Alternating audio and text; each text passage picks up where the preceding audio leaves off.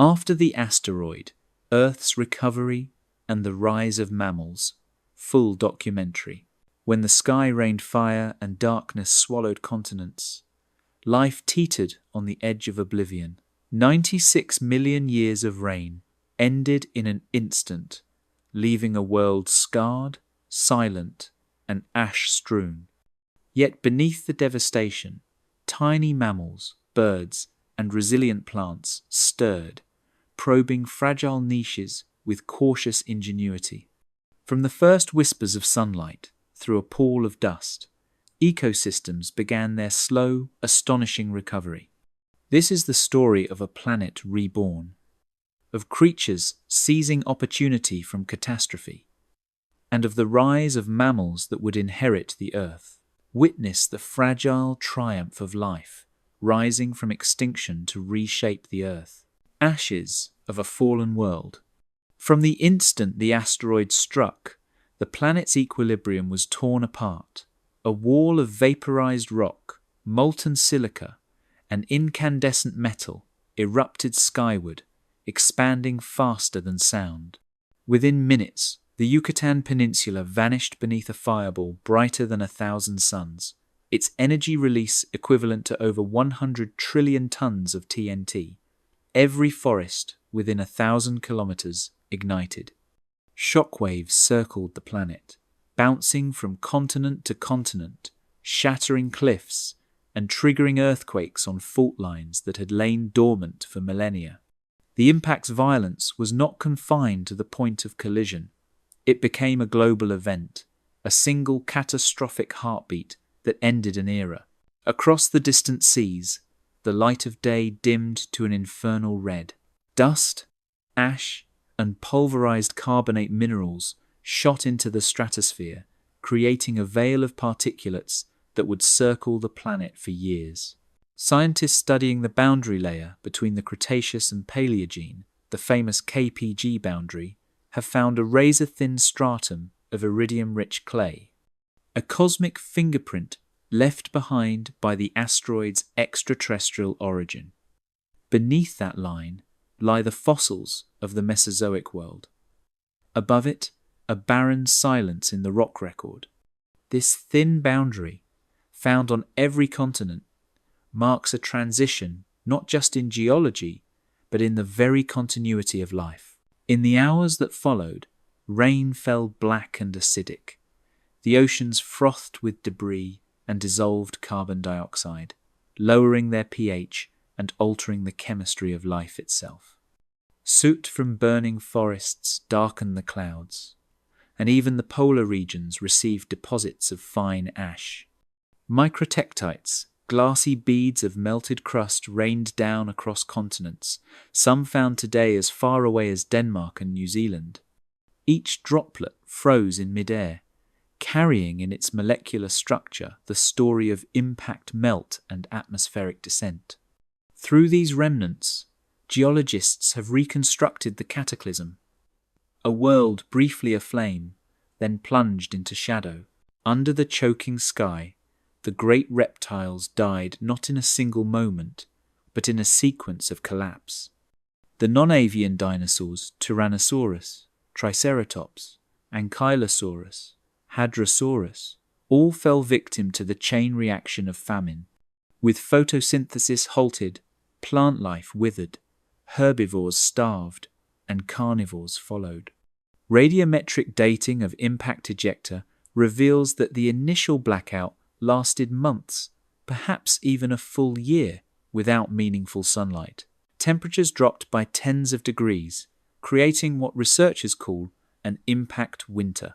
For the first time in 180 million years, Earth became a world of scarcity rather than abundance. At the coasts, the marine biosphere suffered equally profound losses. The planktonic foraminifera, microscopic architects of oceanic carbon cycles, nearly vanished, their sudden extinction recorded in layers of chalk and marl across ancient seafloors.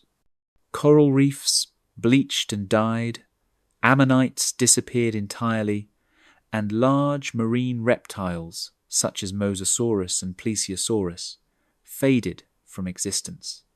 The oceans, long a cradle of diversity, transformed into acidic, dim basins where only the most adaptable microorganisms endured. Each cubic meter of seawater, once teeming with photosynthetic life, became a suspended archive of absence. In the air, the devastation, silence replaced song. The avian survivors, descendants of small, feathered theropods, endured by sheer happenstance and adaptability.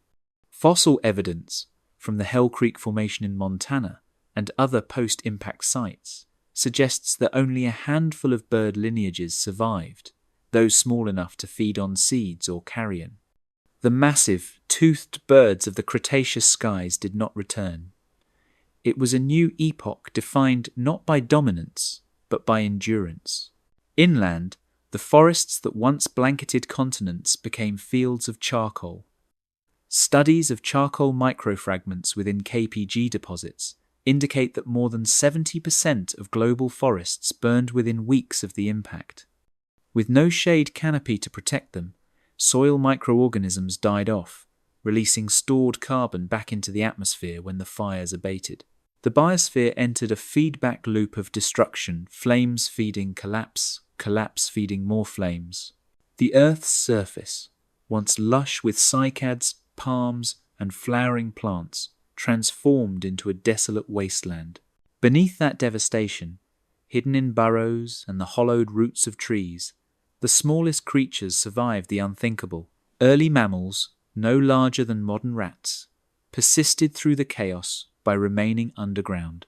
Fossil evidence from Purgatorius, an insectivorous mammal found near the KPG boundary, shows traits adapted for digging and omnivory, traits that would become crucial to endurance. Their metabolic flexibility and nocturnal habits shielded them from starvation and ultraviolet radiation. Paleontologists studying carbon isotope ratios in mammalian teeth have inferred that these survivors relied heavily on detritus-based food chains, scavenging what little organic matter remained. On the surface, the air grew poisonous. Nitric oxides formed in the superheated atmosphere, combining with water vapor to produce acid rain strong enough to leach metals from rock. Rivers ran thick with iron and sulfur, staining sediments red and yellow, a planetary wound that can still be traced in the mineral record. The stratospheric dust layer persisted for years, reflecting sunlight and keeping global temperatures below freezing, even as fires continued to smolder in isolated pockets. Volcanic activity, already immense in the Deccan Traps of India, released yet more gases into the crippled climate system.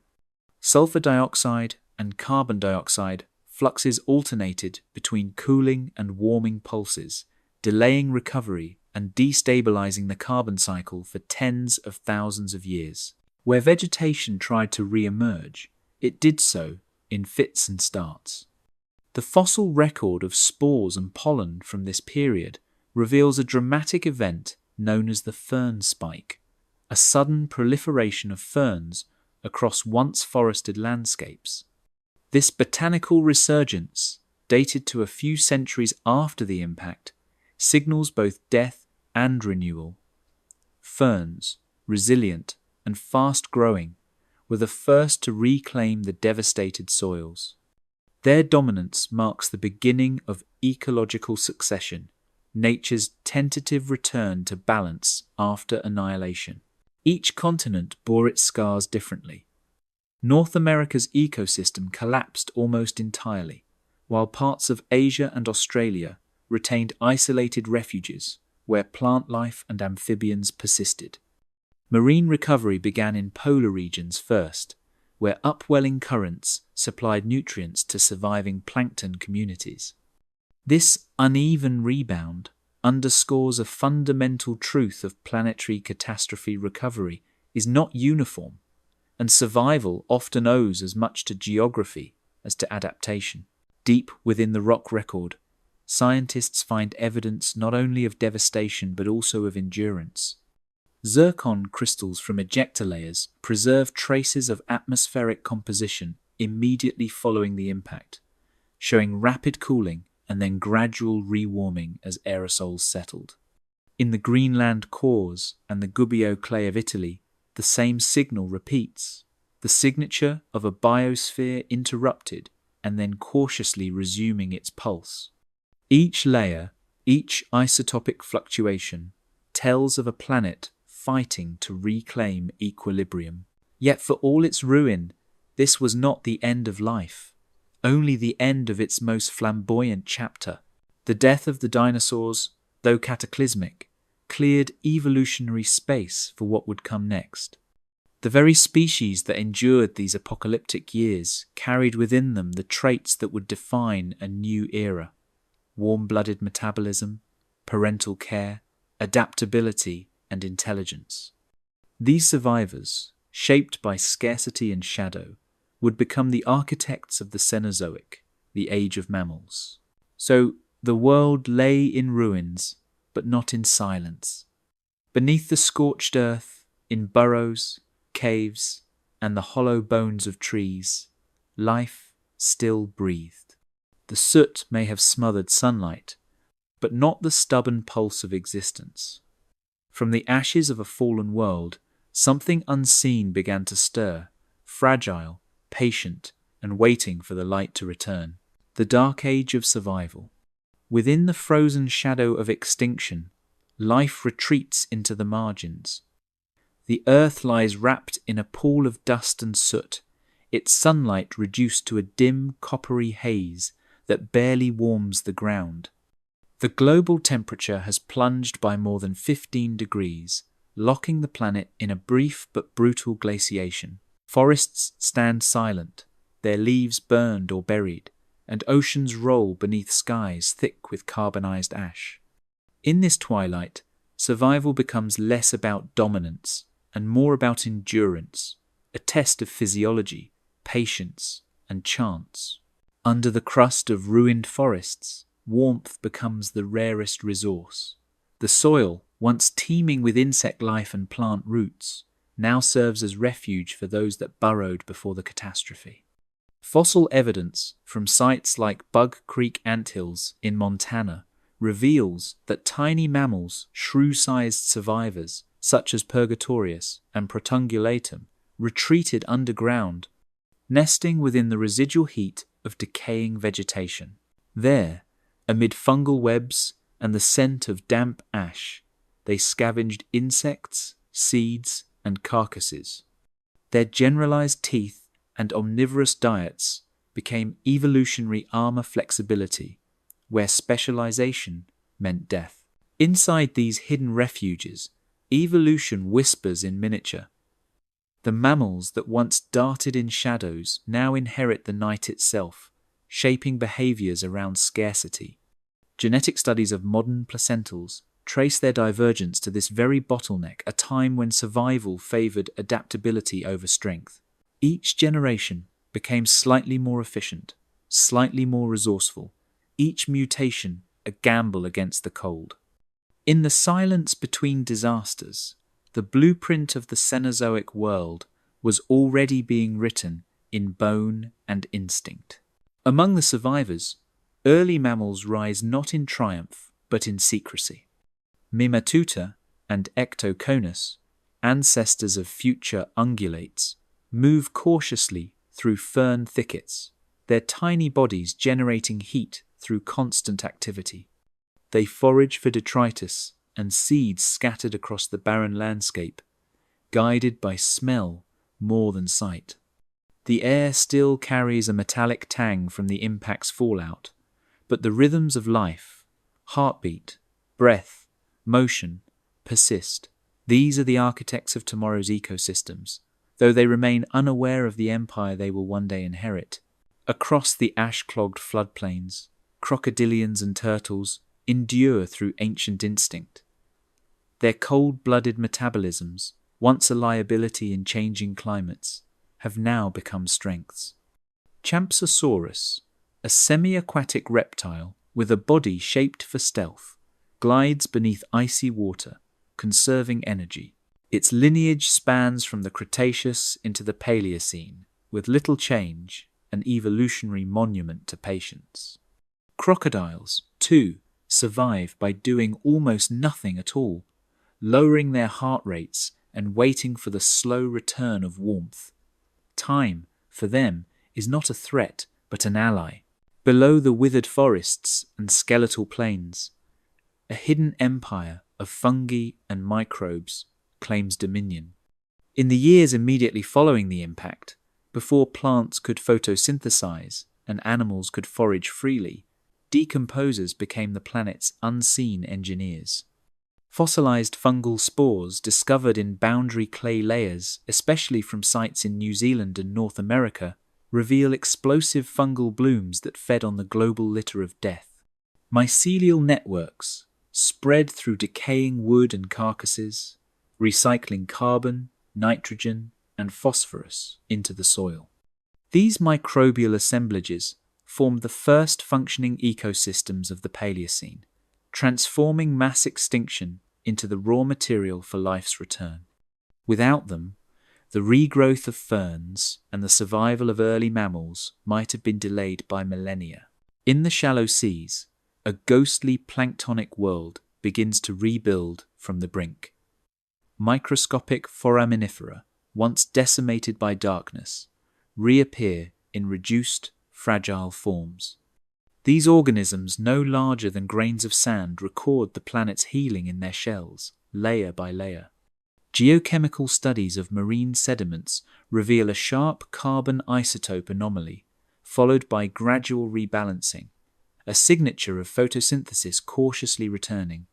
Every molecule of oxygen they release is a spark in the vast darkness, signaling that the biosphere has not surrendered.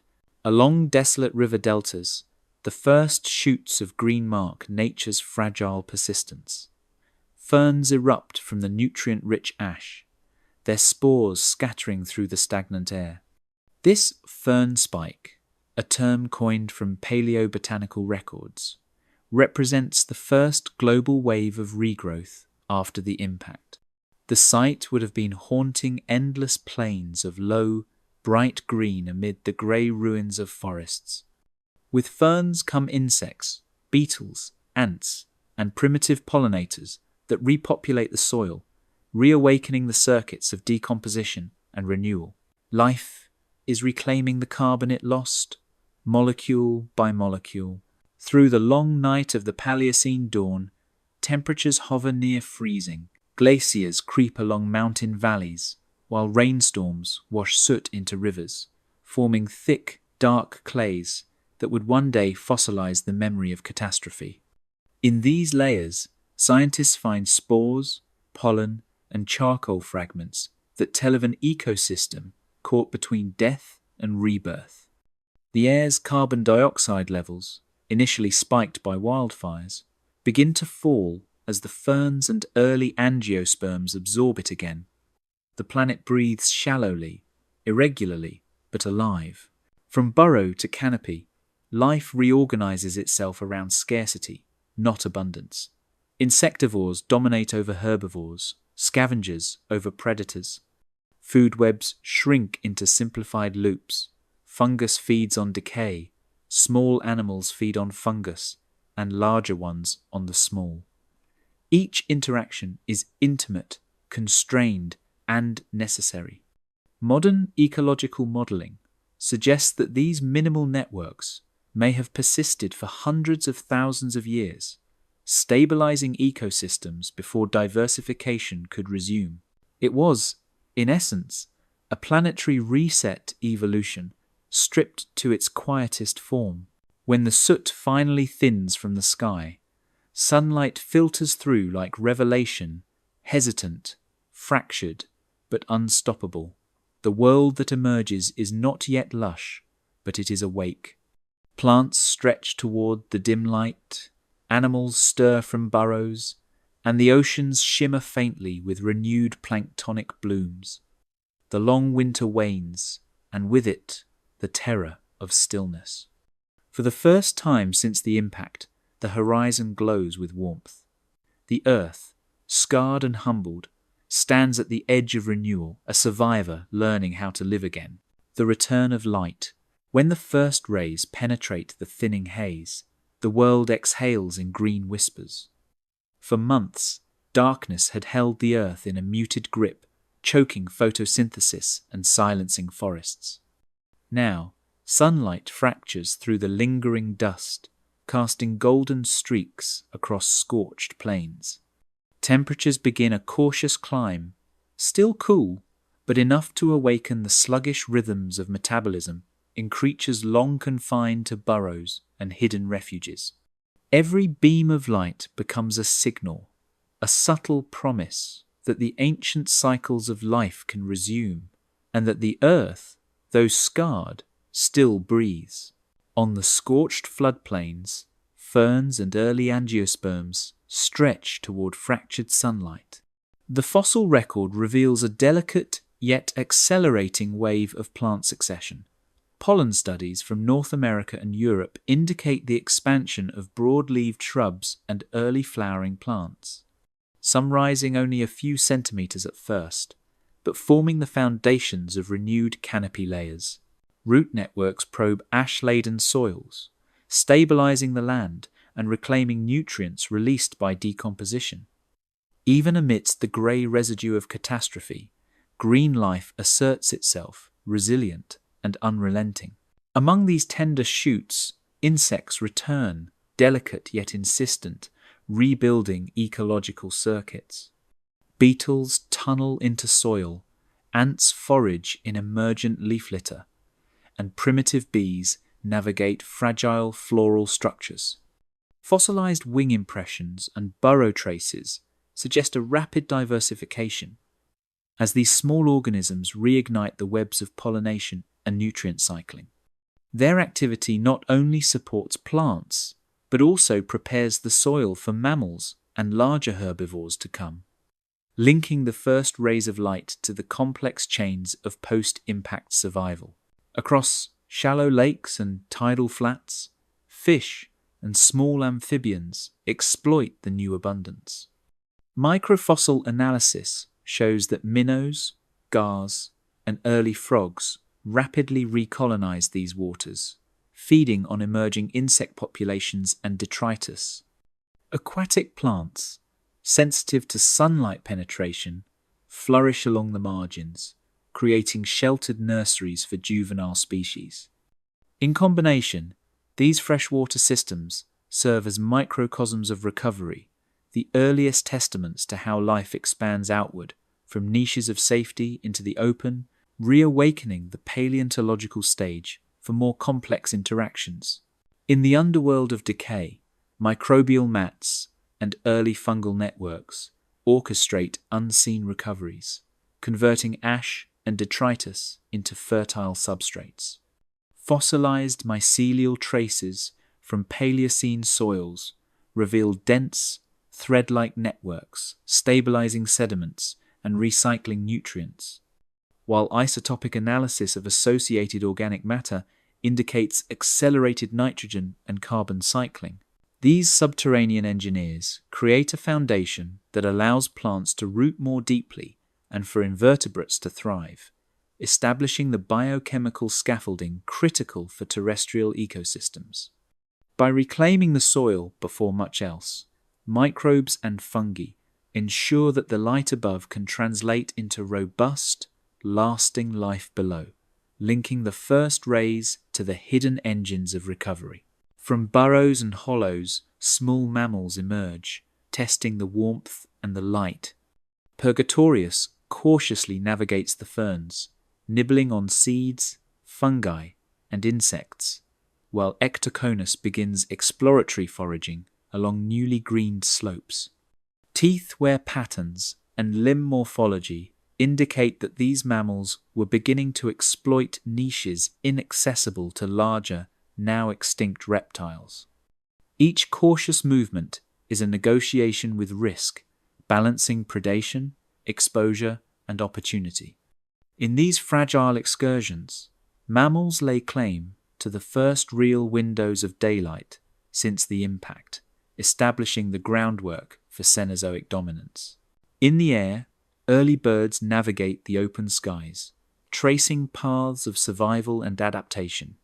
Fossil impressions from sites like Williston Basin show Lithornis wings in flight and Paedornis perched amid sparse shrubs, suggesting the reoccupation of arboreal niches.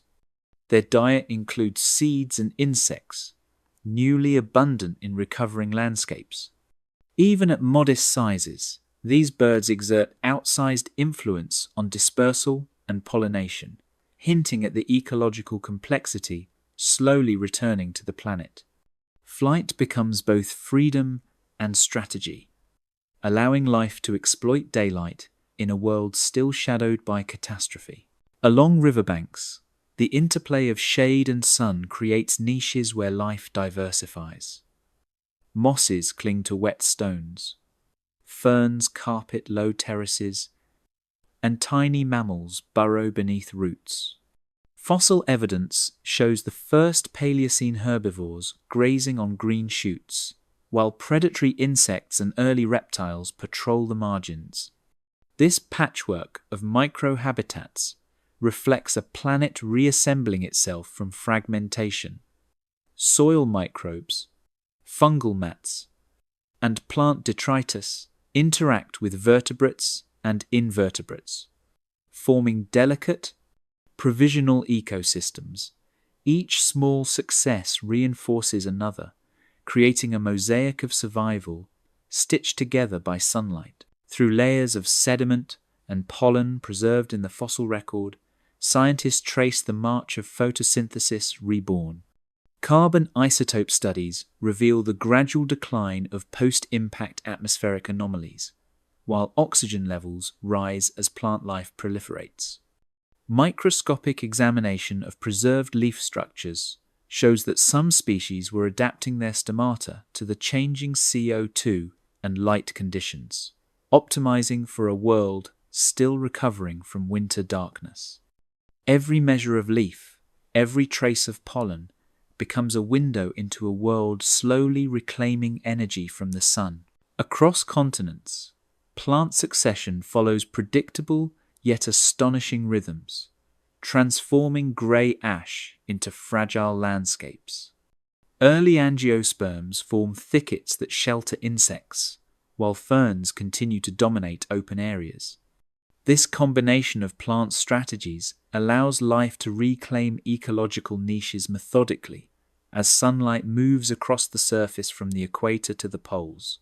In North America, South America, and parts of Eurasia, sedimentary cores indicate that by the end of this initial Paleocene phase, entire river valleys had become verdant, albeit fragile, corridors of life, a stark contrast to the previous months of shadow and silence. As sunlight steadies over the horizon, the foundations of a new world pulse with potential, a stage for life's next ascent. The planet, once shrouded in darkness, now glows faintly with energy and colour. Small mammals, birds, amphibians, and plants inhabit interconnected landscapes, each species a thread in the emerging tapestry. From these first stirrings of daylight emerges the ecological scaffolding that will eventually support forests, grasslands, and the mammals that dominate the Cenozoic. From the greening of the earth arises the foundation for a new kind of world, one where the rulers of the past will never return. The kingdom of scavengers. As the first patches of green spread, scavengers claim the remains of a lost age. The forests and floodplains, still fragile with regrowth, are littered with the vestiges of giants, broken bones, tattered scales, and the occasional fossilized carcass preserved in ash.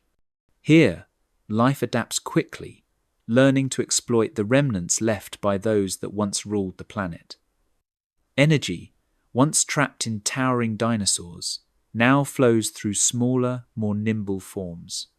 Each scavenger moves with quiet efficiency, testing the boundaries of this new world while avoiding competition and the lingering shadows of extinction. On ash-strewn riverbanks, crocodilians patrol silently, sensing decaying flesh beneath the water. Borealis sucus, a 3-meter semi-aquatic predator, glides through shallow pools, pausing to snap up floating carcasses or fish weakened by harsh conditions. Fossilized bite marks on bones from North American Paleocene deposits suggest that these reptiles dominated the aquatic margins, consuming not only fish, but the occasional small mammal unlucky enough to approach the water's edge. Their survival strategy is deceptively simple: patience, stealth, and an uncanny ability to exploit every opportunity, no matter how small. Among the shrubs, early birds exploit every fallen carcass, their keen eyes betraying a clever intelligence. Flight-capable species, such as Lithornis and Paedornis, weave through low branches and ferns, pecking at meat, insects, and plant matter. Trace fossils indicate that they often congregated near larger kills, taking advantage of resources inaccessible to other animals. Their presence reshapes the food web, redistributing nutrients across the landscape and dispersing seeds from consumed plants. These birds, small and often overlooked, become the quiet engineers of ecosystem recovery. Small mammals, cautious yet daring, scurry over the debris of fallen giants in search of nourishment. Species like Purgatorius, Protungulatum, and Ectoconus move along ash-laden forest floors, nibbling seeds, insects, and carrion. Fossilized teeth show adaptations for omnivory, while burrow complexes provide safety from both predators and environmental extremes. Each successful foraging venture reinforces the mammal's role in shaping early Paleocene ecosystems. Though tiny compared to the vanished reptiles of the Cretaceous, their collective impact is profound, initiating a slow, steady restructuring of terrestrial communities. Within tidal flats and coastal lagoons, opportunistic fish and amphibians ingest remnants overlooked by larger feeders. Microfossils and sedimentary evidence indicate that small freshwater fish, primitive frogs, and salamanders capitalized on nutrient-rich waters, consuming decaying matter and detritus. This exploitation of aquatic carrion links terrestrial and marine recovery, highlighting a subtle continuity in the flow of energy across ecosystems. Even in the absence of apex predators, life finds balance through opportunism and adaptability. Under canopy shadows, microbial mats and fungi accelerate decomposition, feeding both themselves and the next generation of consumers. In ash-enriched soils, fungal hyphae spread rapidly through decaying organic matter, converting it into bioavailable nutrients. Coprolites and fossilized mats confirm that these microorganisms formed the backbone of early food webs, sustaining invertebrates and small vertebrates alike. Their quiet activity underpins every ecological interaction, ensuring that the legacy of the fallen giants feeds the emergent survivors, and that decomposition itself becomes an act of creation. Across floodplains, competition drives behavior. Dominance hierarchies emerge, where size and speed dictate who claims the prize. Crocodilians assert control over river margins, birds chase rivals through thickets, and mammals jostle in burrowed territories. Fossilized bone assemblages reveal repeated scavenging events, showing that survival is rarely solitary. Instead, life organizes around opportunity, timing, and persistence.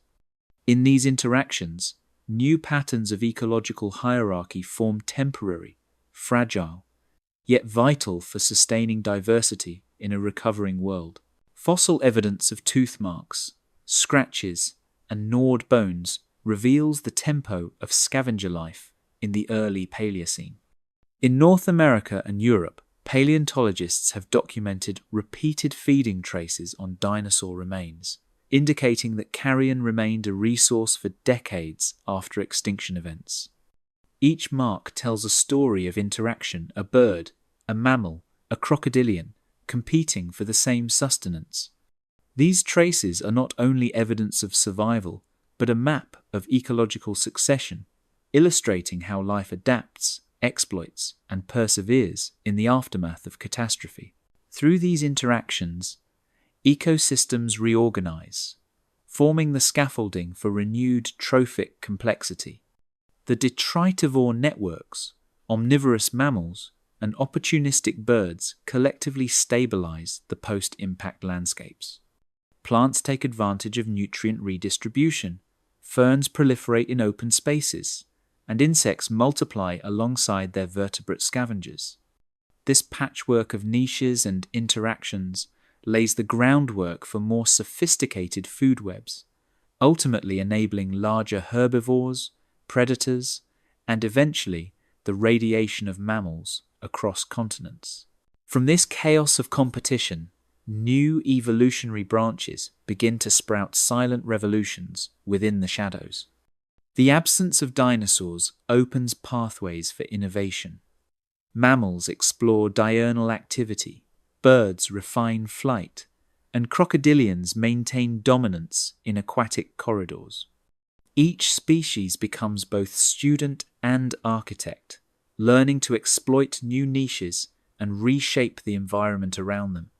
In the quiet, opportunistic struggle of scavengers, the seeds of the Cenozoic world are sown, preparing a stage where the survivors of darkness will rise into prominence and craft a future entirely unlike the past. The mammalian dawn, through the skeletal remains of the land, from the remnants of scavenged lands, mammals venture into daylight, bold and untested. The shadow of the fallen giants still lingers across floodplains and forests, but in this new openness, small forms move with cautious curiosity. Each step is both exploration and experiment, a negotiation between risk and opportunity. Fossil evidence suggests that these early mammals, though tiny compared to their former reptilian rulers, rapidly exploit emerging niches, reshaping the ecological landscape from the ground up. Their movement is deliberate yet dynamic, marking the beginning of a slow, inexorable claim over a world freshly cleansed of dominance. Along newly verdant floodplains, small omnivores probe every niche, nibbling seeds, insects, and tender shoots. Purgatorius traverses fallen logs and ash-coated soils, with teeth adapted for mixed diets, allowing for flexible foraging. Protungulatum, slightly larger, alternates between scavenging and herbivory, demonstrating behavioral plasticity. These mammals exploit the patchwork of plant succession, the young angiosperms and ferns, providing not just food but shelter from predators and environmental extremes. Fossilized stomach contents reveal the diversity of diets and the early establishment of omnivory as a survival strategy, essential for life in a fluctuating post-impact world. In the low canopies, early arboreal species experiment with climbing, gliding, and nocturnal exploration. Limb fossils and claw morphology indicate that Purgatorius and its relatives possessed adaptations for grasping and balance, allowing safe navigation among branches. Trace fossils suggest nocturnal activity patterns, minimizing exposure to predators while exploiting previously untapped arboreal niches. This vertical dimension adds complexity to the recovering ecosystems, creating stratified habitats where mammals can diversify without immediate competition from ground-dwelling scavengers. Within the newly sprouting forest, beneath the regenerating canopies, insect-mammal interactions drive unseen ecological revolutions. As forests expand, early mammals begin to influence insect populations through predation and seed dispersal. Fossilized coprolites and stomach contents from Paleocene sites indicate that species like Purgatorius consumed large quantities of beetles, larvae, and other arthropods, indirectly shaping plant regeneration by controlling herbivorous insect populations. Simultaneously, these mammals disperse seeds in their feces, contributing to angiosperm propagation and the spatial restructuring of plant communities. This intimate interaction between mammals and insects reveals an often overlooked facet of ecosystem recovery, demonstrating that mammals were not merely consumers, but active agents, shaping the foundation of the emerging Cenozoic forests. Across river deltas, semi-aquatic mammals exploit shallow waters, diversifying both diet and habitat. Fossilized remains show partially webbed feet and limb modifications suited for wading and swimming. These early semi-aquatic foragers consume insects, small fish, and plant material, linking terrestrial and aquatic food webs. Their presence stabilizes riparian zones, aids in nutrient redistribution, and sets the stage for later, larger aquatic and amphibious mammals.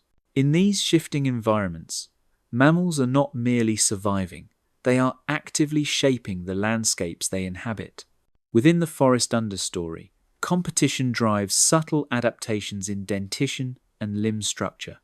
Fossil jaws reveal increasing specialization, from omnivorous grinding teeth to early herbivorous patterns capable of processing tougher vegetation. Limb bones reflect both speed and agility, facilitating escape from predators or the pursuit of mobile prey. Each morphological innovation is a response to ecological pressures, a demonstration of life's capacity to evolve rapidly in the absence of dominant reptiles. These small yet significant shifts foreshadow the evolutionary radiation that will dominate the coming Cenozoic. In open plains, herbivorous species expand in size, feeding on increasingly abundant angiosperms and ferns.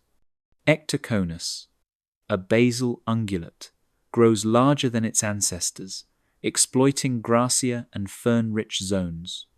Fossil evidence indicates body lengths of up to 50 centimeters, sufficient to deter smaller predators, but still nimble enough to forage efficiently. These herbivores transform the vegetation structure through grazing, opening clearings, and allowing sunlight to reach lower strata, which in turn encourages plant diversity. This reciprocal interaction between mammals and flora marks the first steps in reshaping terrestrial ecosystems at a continental scale. From fossilized teeth and jawbones, paleontologists reconstruct the growing complexity of mammalian diets. Isotopic analyses reveal shifts from insectivory to omnivory and herbivory, demonstrating dietary flexibility. Such diversification allows mammals to inhabit niches previously unavailable, reducing direct competition and promoting species coexistence.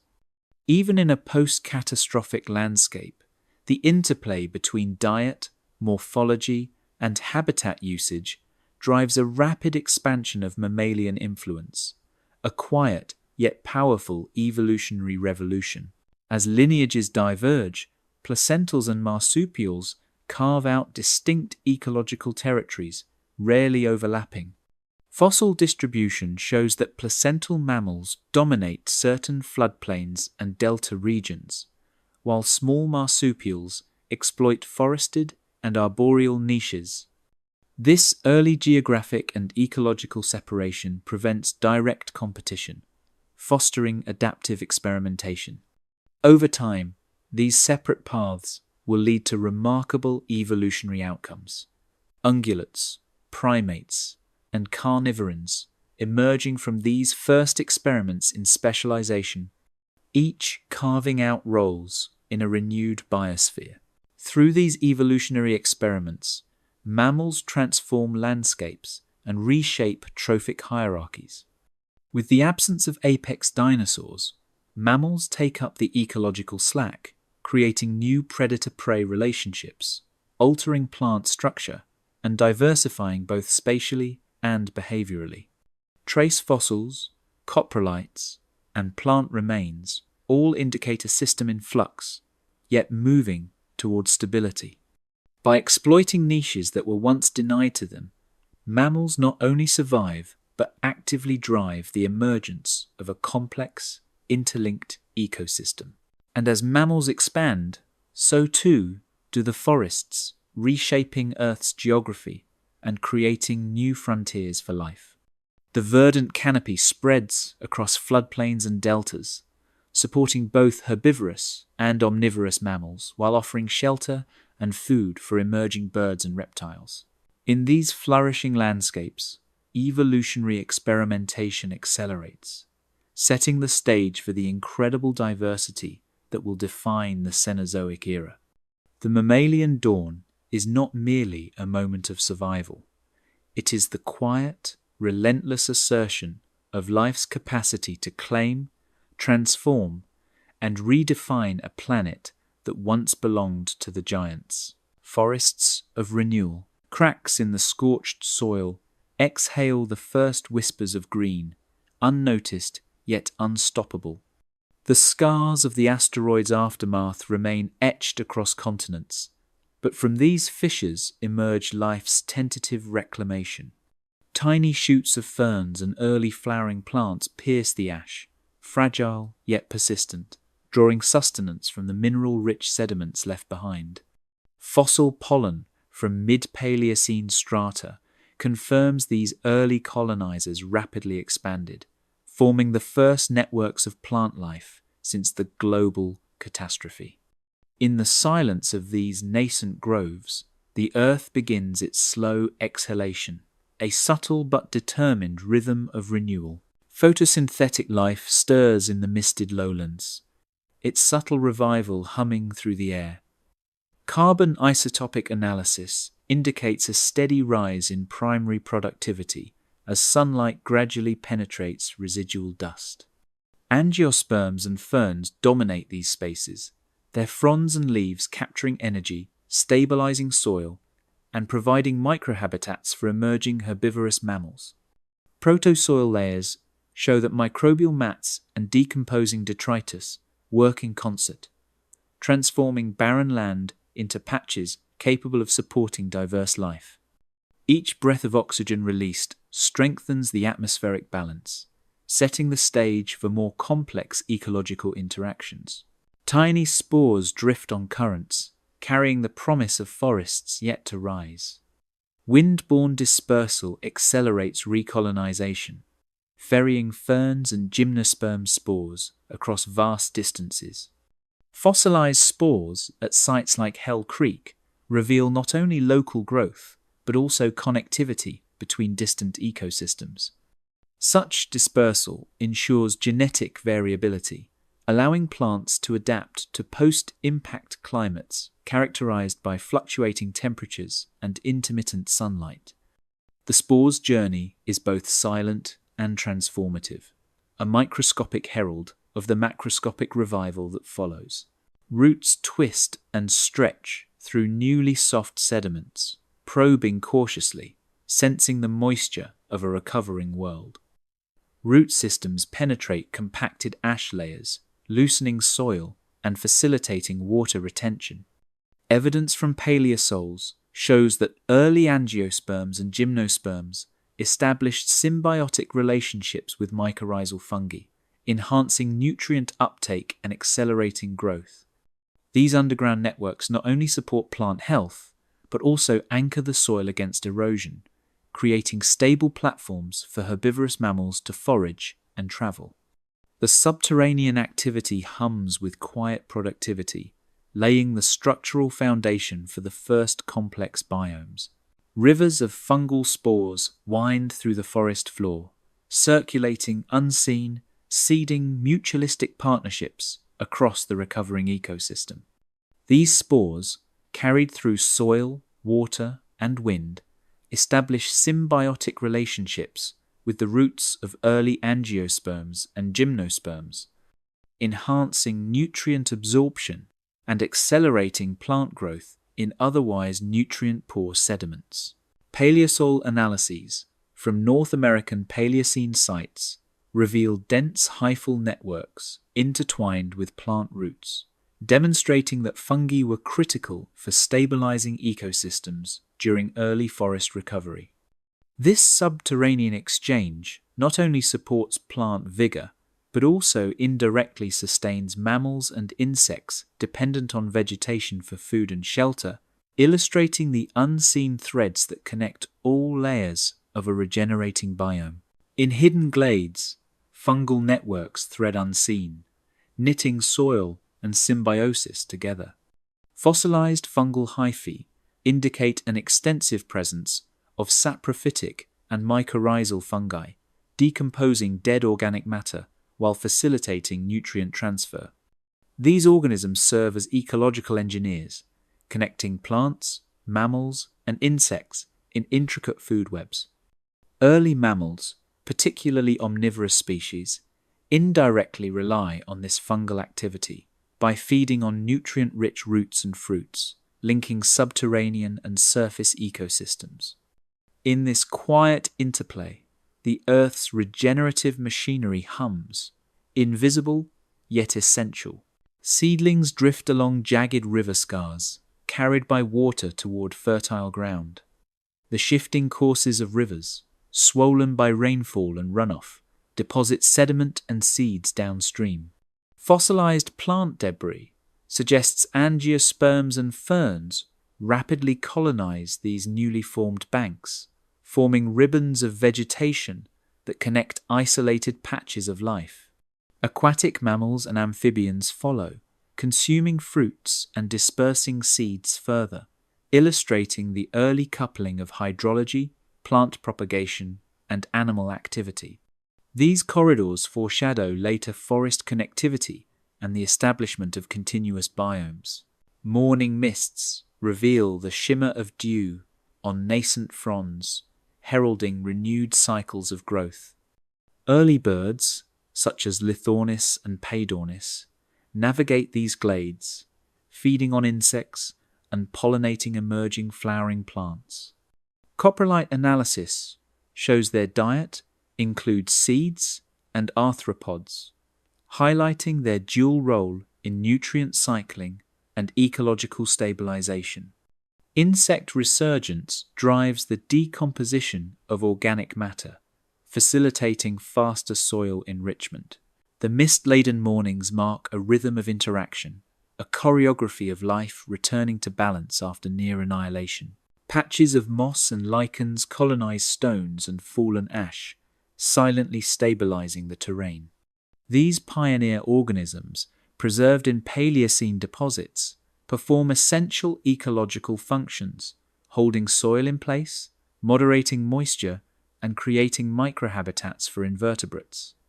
Beetles, ants, and other early insects exploit these niches, contributing to the breakdown of detritus and the spread of fungal spores. The quiet labor of these small creatures establishes nutrient cycles and microclimates critical to the expansion of larger plant and animal species.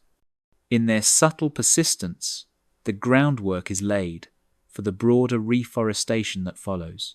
The first insects of a new epoch navigate this delicate lattice, their activity sparking early food chains.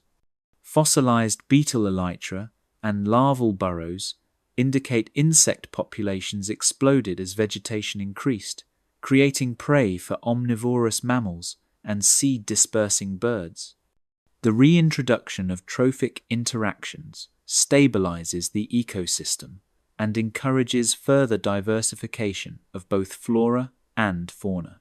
Plants, in turn, adapt to this renewed herbivory pressure, developing tougher fronds, thicker stems, and novel reproductive strategies. Through these cascading effects, the planet's regenerative pace accelerates, hinting at the richness yet to come. Life stirs in tentative pulses, accelerating from these quiet beginnings, hinting at the predators and complexity yet to come. Small carnivorous mammals and early reptiles, once constrained by post-impact scarcity, begin to exploit the expanding web of prey and shelter. Fossil evidence shows slight increases in body size and dentition adaptations suited for predation on insects and small vertebrates. This subtle emergence of hunters does not yet dominate the landscape, but signals the next phase of ecological complexity. The forests, no longer barren, pulse with interconnected life, a prelude to the intricate Cenozoic ecosystems that will define the planet's recovery from the age of extinction. Predators, reborn, silent stalkers glide through the shaded understory, senses alert to every flicker of movement. The mid-Paleocene forests, once silent havens for herbivores, now echo with the subtle stirrings of hunters. Early carnivorous mammals, small yet cunning, navigate leaf-strewn floors, whiskers twitching as they detect the faintest vibrations of insects or tiny vertebrates. Fossil evidence from North American sites such as Hell Creek suggests that species like Protungulatum relied on keen senses and dexterous limbs to capture prey, laying the groundwork for the first post-asteroid predator-prey dynamics. Every cautious step signals the revival of ecological tension in a world still healing from extinction. Along the edge of rejuvenated streams, clawed feet disturb soft sediment, marking the first traces of predation. Semi-aquatic mammals and small crocodilians move stealthily, probing shallow waters for amphibians, fish, and invertebrates. Tooth morphology studies indicate adaptations for gripping and slicing, suggesting early specialization in hunting techniques.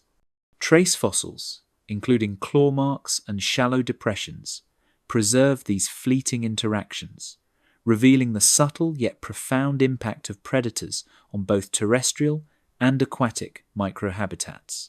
From fallen logs, sharp eyes follow insect and small vertebrate activity, calculating the next opportunity. Predatory birds such as Lithornis soar above the recovering canopy, using vision honed for low-light hunting. Fossilized limb and claw structures imply grasping and perching capabilities that allowed them to ambush prey from above, effectively linking vertical forest strata into an integrated food web.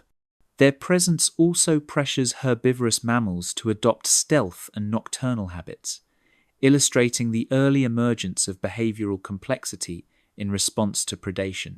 In burrows abandoned by herbivores, carnivorous mammals lie in wait, conserving energy for sudden strikes.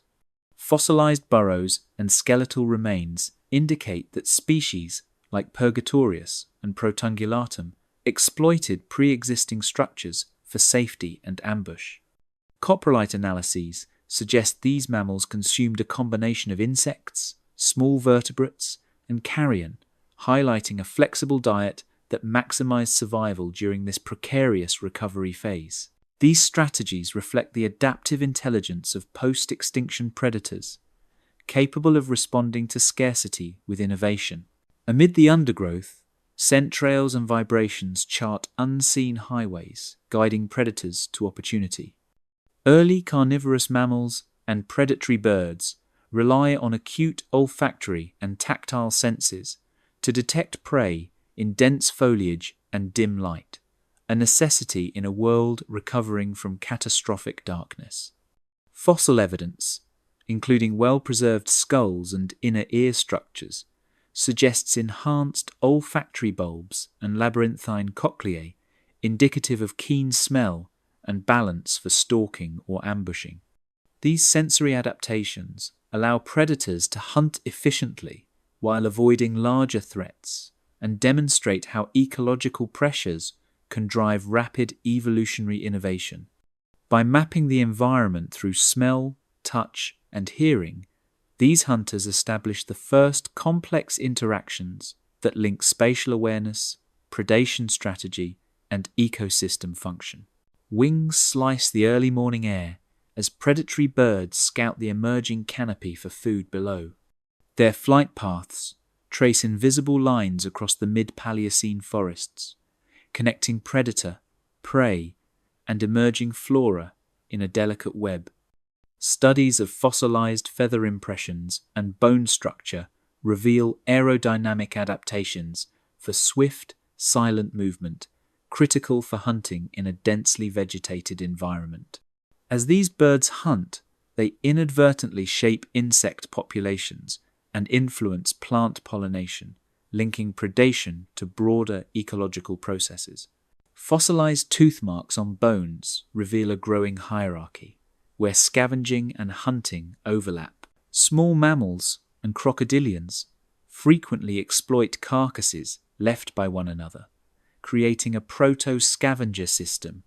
This dual strategy of active predation and opportunistic feeding accelerates nutrient cycling, stabilizing post-extinction ecosystems. Paleontologists infer from bite patterns and bone wear that competition between species was subtle yet consistent, establishing the first structured trophic layers in a recovering world. Shadows stretch across fallen logs and stream beds, marking territories claimed through scent and sound. Evidence from fossilized trackways and claw marks indicates that early predators established defined home ranges, using territoriality to reduce competition and secure critical resources. Some small mammals likely marked burrow entrances with secretions, while predatory birds may have defended prime hunting perches. These behaviors suggest an early emergence of social complexity in predator species, where spatial awareness and communication were as important as physical prowess. Such patterns allowed multiple predator species to coexist in overlapping forests and wetlands, shaping the structure of post-extinction food webs and influencing the behavior of herbivores and scavengers alike. Across shrinking wetlands, small crocodilians exploit fish, amphibians, and invertebrates, asserting aquatic dominance. Morphometric analysis of fossilized jaws shows adaptations for gripping slippery prey, while limb proportions indicate maneuverability in shallow waters. Their predation helps regulate aquatic populations, allowing for balanced nutrient flow and the continued proliferation of small vertebrates. These waterways become ecological bridges, linking terrestrial and aquatic recovery and demonstrating the interdependence of post-impact habitats. Behavioral adaptations emerge. Nocturnality, cooperative foraging, and ambush strategies indicate early intelligence. Fossil evidence suggests shifts in activity patterns, with small mammals increasingly exploiting nighttime hours to avoid both predation and competition. Morphological studies reveal elongated limbs and flexible digits, optimizing climbing and rapid bursts of movement.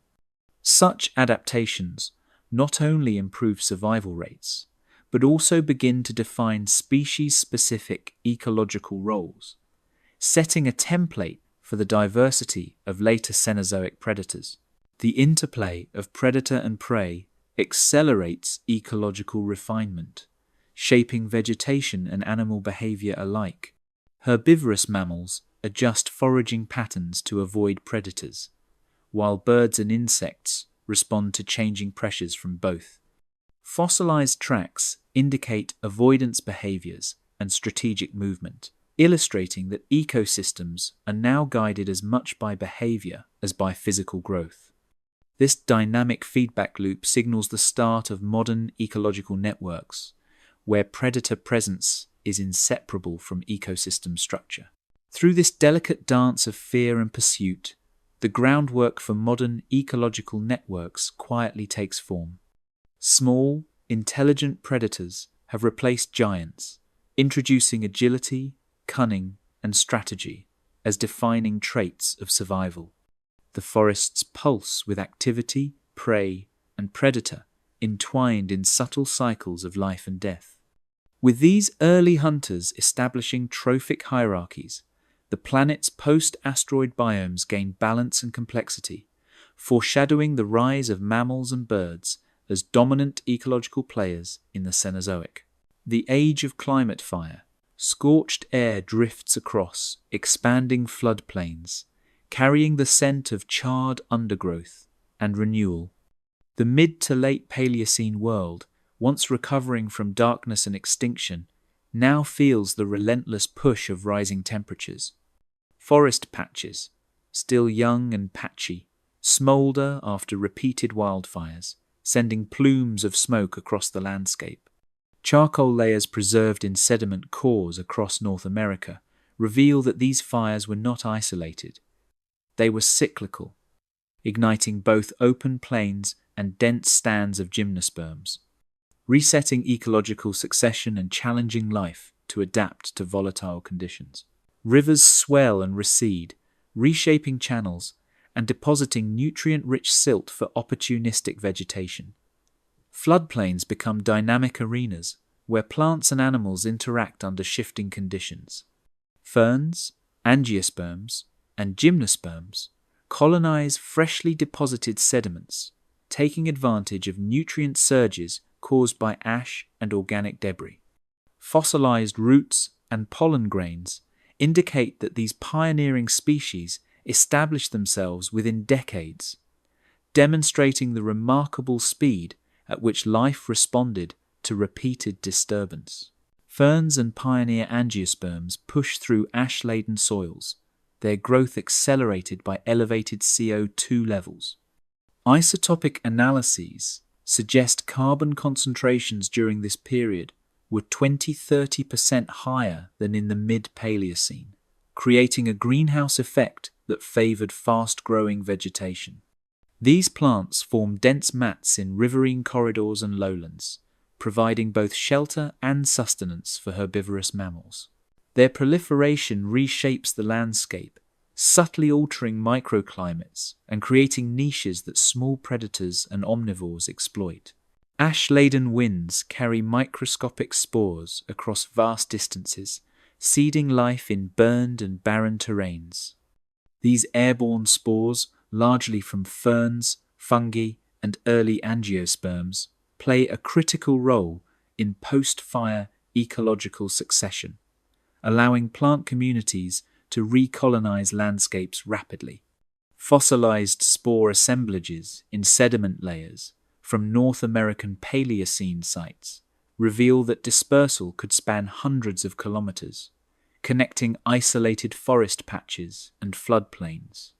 Fungi form symbiotic relationships with emerging plants, aiding nutrient uptake in nutrient-depleted soils, while certain spore types indicate the first signs of fire-adapted ecosystems. This hidden network of spores and fungi not only accelerates recovery after wildfire events, but also stabilizes soils and provides early food resources for small herbivores, linking microscopic resilience directly to macroscopic survival. Small mammals burrow deeper, seeking thermal refuge and shelter from sudden flames and heat waves. Fossils of Purgatorius, Protungulatum, and early ungulates reveal skeletal adaptations for digging and climbing, indicating that subterranean and arboreal refuges were critical for survival. By burrowing, these mammals avoid lethal surface temperatures, conserve moisture, and maintain access to food sources that would otherwise be lost in the scorched terrain. Behavioral evidence, inferred from trackways and fossilized burrows, suggests that these species timed activity cycles to the cooler hours of dawn and dusk, adjusting to the harsh rhythms of a warming world.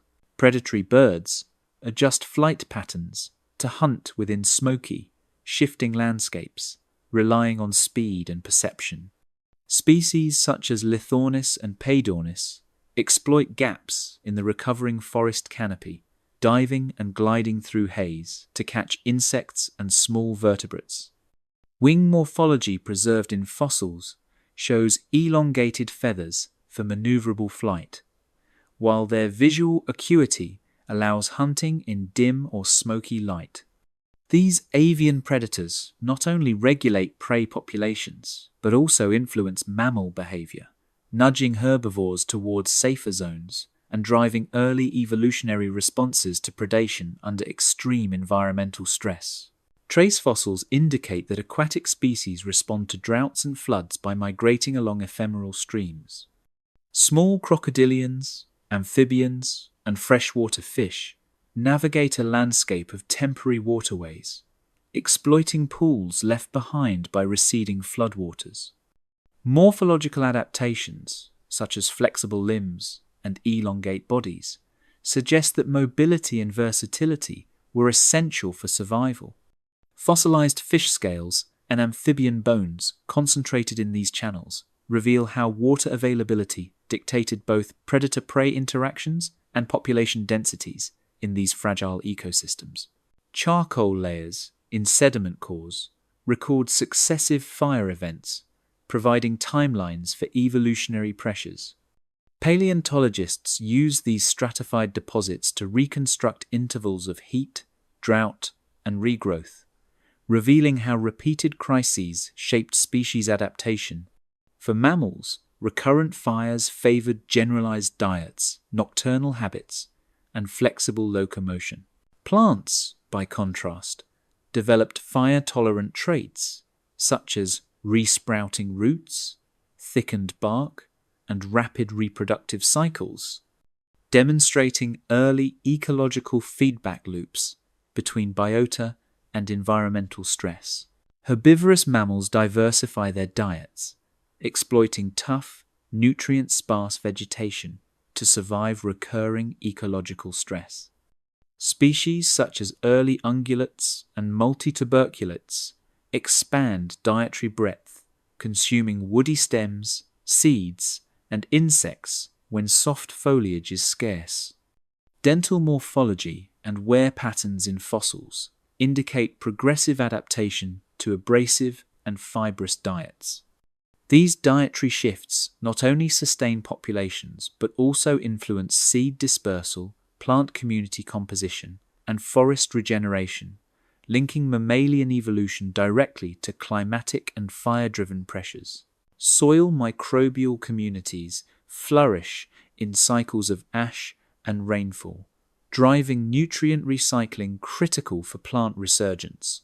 Mycorrhizal fungi, bacteria, and detritivores thrive in the wake of destruction, decomposing charred organic matter and releasing nutrients back into the substrate. Fossilized microbial mats and isotopic carbon data provide evidence that microbial activity buffered ecosystems against extreme nutrient loss, supporting both flora and fauna. These microscopic players form the hidden backbone of recovery, demonstrating that resilience in the Anthropocene's distant past often began at the smallest scale. From the crucible of heat and fire emerges a more adaptable biosphere, ready to capitalize on every opportunity offered by a warming world.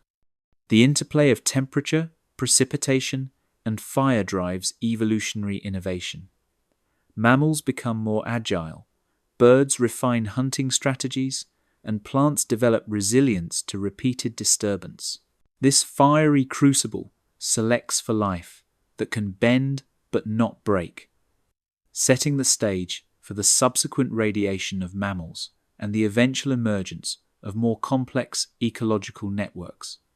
As ecosystems stabilize and recovery accelerates, the survivors of the Paleocene stand poised for the next wave of evolutionary expansion, prepared to exploit niches forged in fire and shaped by climate. Masters of the canopy, sunlight pierces the dense foliage, illuminating a world of branches and suspended leaves. After the fiery turmoil of the Paleocene, Earth's forests expanded into lush, vertically stratified landscapes, offering new dimensions for survival. Early Eocene climates, warmer and more humid than their predecessors, fostered dense arboreal growth, where light filters in patches and shadows dance among twisting branches. Fossil pollen records and sediment cores indicate that emergent angiosperms dominate, while lianas, epiphytes, and ferns fill every niche, creating a three-dimensional mosaic teeming with life. In this stratified environment, life moves upward, adapting to the challenges of gravity, predation, and competition, while redefining the possibilities of locomotion and perception. On slender twigs, the first grasping hands test stability, measuring every sway and snap. Early primates, like Tehardina and Cantius, navigate branches with delicate precision, using opposable digits and flexible limbs to maintain balance. Their skeletal adaptations, preserved in fossils from North America and Europe, reveal elongated fingers, grasping feet, and tails capable of aiding in balance. Every leap, scramble, or cautious reach is a calculated negotiation with the canopy, where the stakes are high and missteps can mean fatal falls. These arboreal pioneers demonstrate how anatomy evolves hand in hand with environment, allowing mammals to exploit niches invisible to ground-bound species. Beneath the dappled canopy, insects and nectar-rich blooms create a bustling network of food and competition. Early primates rely on these small but abundant resources to sustain their energetic demands. Beetles, ants, and moth larvae feed on leaves and pollen, while birds such as Lithornis forage among flowers and branches, controlling insect populations and contributing to pollination. Fossilized gut contents and coprolites provide evidence of this delicate trophic balance, showing a web of interdependencies where plant, insect, bird, and mammal intertwine. The forest is alive with subtle interactions, invisible to the casual observer but crucial to survival and evolutionary innovation. Early primates leap and scramble, their skeletal adaptations revealing the first signs of stereoscopic vision. Binocular eyesight allows accurate judgment of distance, essential for moving among precarious branches and avoiding predators. Eye socket morphology in fossils indicates enlarged orbits and forward-facing eyes, traits that support depth perception and nocturnal activity in shaded understories. These sensory developments facilitate not only safe navigation but also efficient foraging for fruits, seeds, and insects, revealing the intimate connection between morphology, behavior, and ecological opportunity.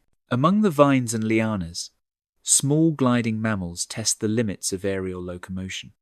Fossil evidence from early Eocene sites indicates species like Volaticotherium could glide between branches using extended patagia to traverse gaps in the canopy. This adaptation not only allowed access to dispersed food resources, but also provided a novel escape strategy from predators both above and below. These early experiments in controlled flight illustrate how vertical complexity drives evolutionary innovation, offering mammals unprecedented mobility and ecological versatility. By mastering both climbing and gliding, these creatures begin to exploit the full three-dimensional landscape, foreshadowing later diversification into volant and semi-volant lineages. Epiphytes cling to trunks and branches, capturing moisture and creating microhabitats for tiny vertebrates. These living platforms host frogs, lizards, insects, and small mammals, offering both shelter and food. The proliferation of epiphytes is reflected in fossil leaf assemblages and soil cores, showing early complex vertical stratification. They act as ecological scaffolds, supporting species interactions in a world where floor-level resources remain competitive and risky. Life in the canopy is as much about microhabitat utilization as it is about movement, demonstrating how vertical space drives specialization. Predatory birds navigate the vertical labyrinth, scanning from above while avoiding agile mammalian prey. Species such as early lithornithids exploit their aerial advantage, diving through foliage to capture insects or small mammals. Wing and claw morphology preserved in fossils indicates adaptations for maneuverability in cluttered habitats, emphasizing the interplay between predator and prey in shaping evolutionary trajectories. Arboreal mammals respond by becoming more agile, refining leaps and grips to survive, illustrating a silent arms race in three-dimensional space. Fossilized dental remains indicate a shift toward frugivory and omnivory, suggesting diverse arboreal diets. Teeth adapted for grinding fruit, seeds, and occasional insects allow mammals to take advantage of patchy and seasonally variable resources. This dietary flexibility supports population growth and dispersal across canopy corridors, while influencing plant evolution through seed dispersal and selective feeding pressures. The forests become both a buffet and a crucible, shaping mammals as ecological engineers and creating feedback loops between flora and fauna. Tree holes, vines, and overhanging branches serve as temporary shelters, nurseries, and escape routes from ground-level threats. Fossil evidence of nesting cavities and burrowed hollows suggests early arboreal mammals employed a range of strategies to avoid predation and environmental stress. These structures provide safe sites for offspring and resting locations during nocturnal activity, illustrating the integration of behavior, environment, and survival. Arboreal life is not merely locomotion. It is a series of calculated choices mediated by anatomy, ecology, and intelligence. Mammals, birds, and insects interact in intricate food webs, demonstrating early trophic complexity in a three-dimensional space. Insects pollinate flowers while serving as prey. Mammals disperse seeds, inadvertently shaping forest structure. Birds control insect populations while competing for nesting sites. Fossilized coprolites, gut contents, and trace fossils reveal these dynamic relationships, confirming that canopy ecosystems are not isolated communities but fully integrated, multi-layered systems. Life thrives here, not by dominance but by balance, and the selective pressures of vertical life drive rapid adaptation and diversification. Peering down from the canopy, life begins to envision the world beyond, foreshadowing the eventual conquest of open plains.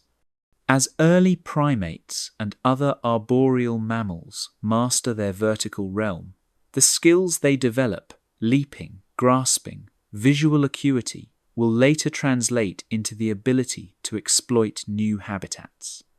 These forests are the proving grounds for evolutionary ingenuity, where intelligence, flexibility, and adaptability become as important as size or strength.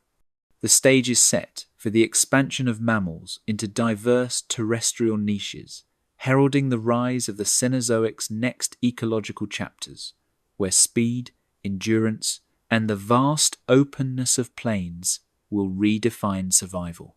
Plains of opportunity.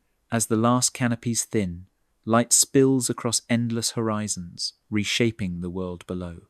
The shadows of ancient forests retreat, revealing rolling expanses of grass and herbaceous plants that stretch toward the horizon. Early mammals, once adapted to climbing, scrambling, and stealth, now confront the challenges of horizontal landscapes, where survival depends on endurance, speed, and acute perception.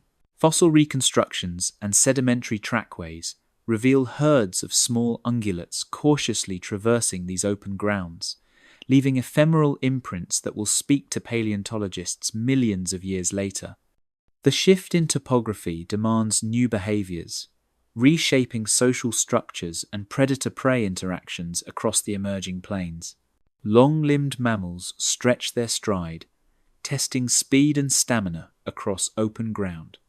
Early perissodactyls, like Hyracotherium, no larger than a modern-day fox, developed elongated limbs and digit reduction to increase stride efficiency.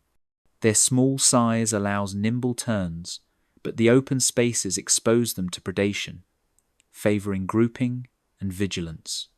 Herding behavior emerges as a natural response to threat, a strategy that amplifies the evolutionary arms race between prey and predator. Over time, natural selection hones both muscular and skeletal systems, for sustained running, creating a template for cursorial mammals that will dominate open landscapes for millions of years. In shallow depressions, fossilized trackways record the silent passage of early ungulates.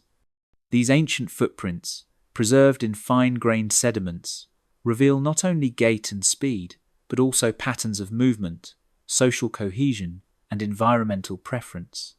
Paleontologists studying the Hell, Creek, Bridger, and Messel formations uncover subtle spacing and alignment patterns, indicating that some herds may have migrated seasonally following water sources and emergent vegetation. The tracks also capture the interactions between multiple species, showing how small, carnivorous mammals shadowed herbivorous groups, exploiting opportunities created by gaps or stragglers. These ephemeral records provide an intimate snapshot of Eocene life, bridging the gap between skeletal anatomy and ecological behavior. Grasses and herbaceous plants spread in patchwork mosaics, offering both food and refuge. Sediment cores and pollen analysis reveal early poaceae and related angiosperms encroaching into open soils previously dominated by ferns and small shrubs.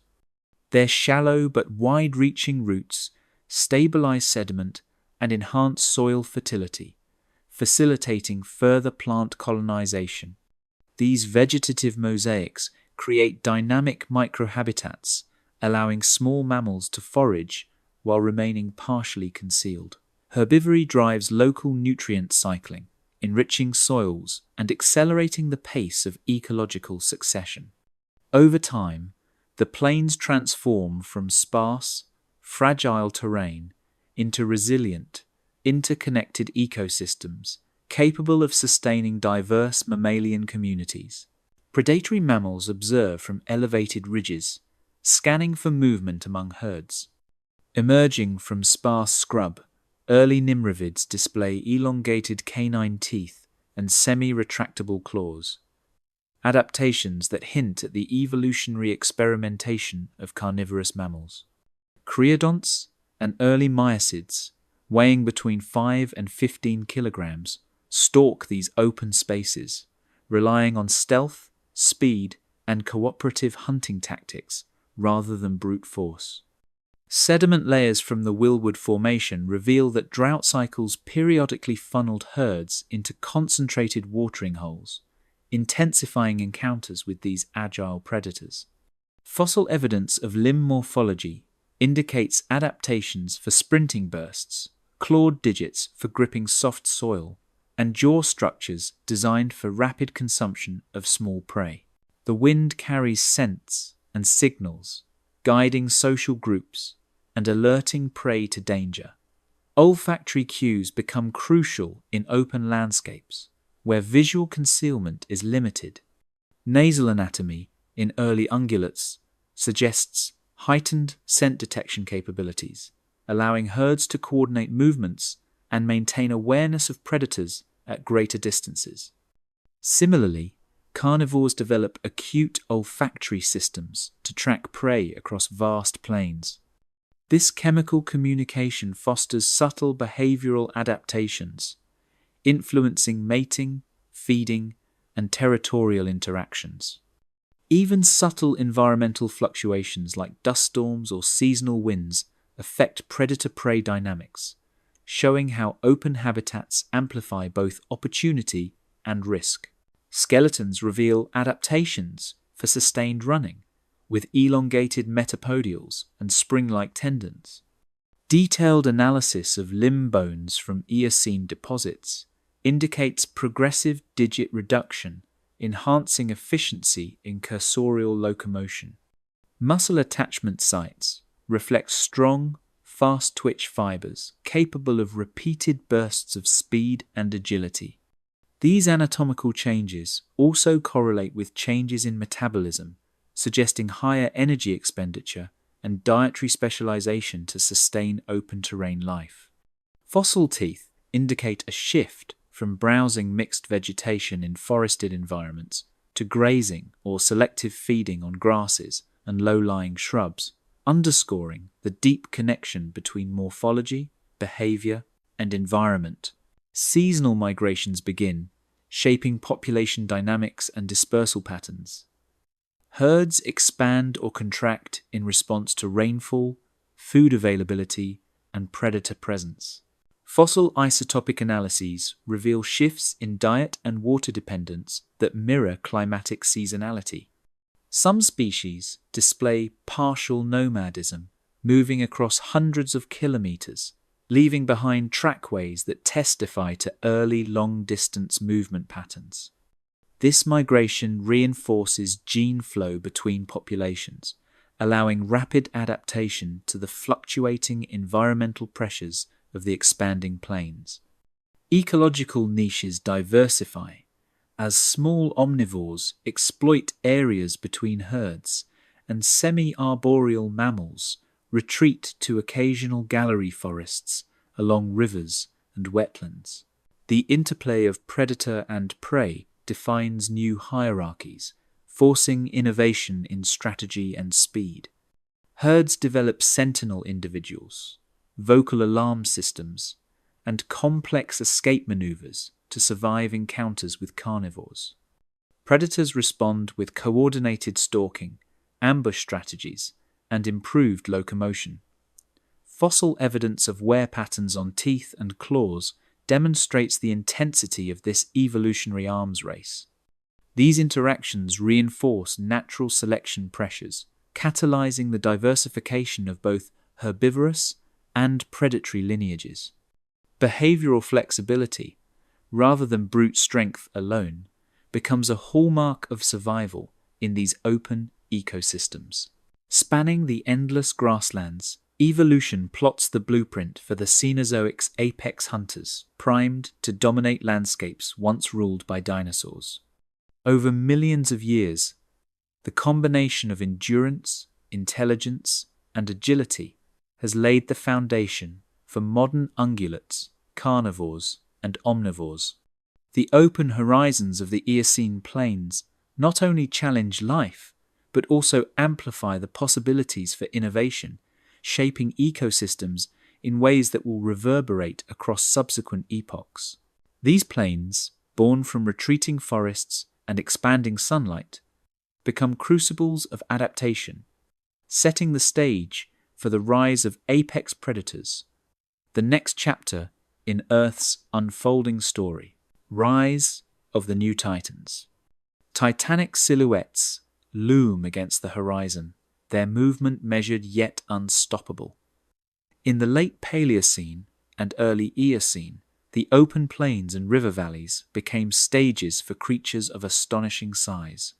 From the imposing carnivore Andrewsarchus, estimated at over a metric ton with jaws capable of crushing bone, to massive herbivores like Phiomia and Moeritherium, these mammals reshaped landscapes merely by existing.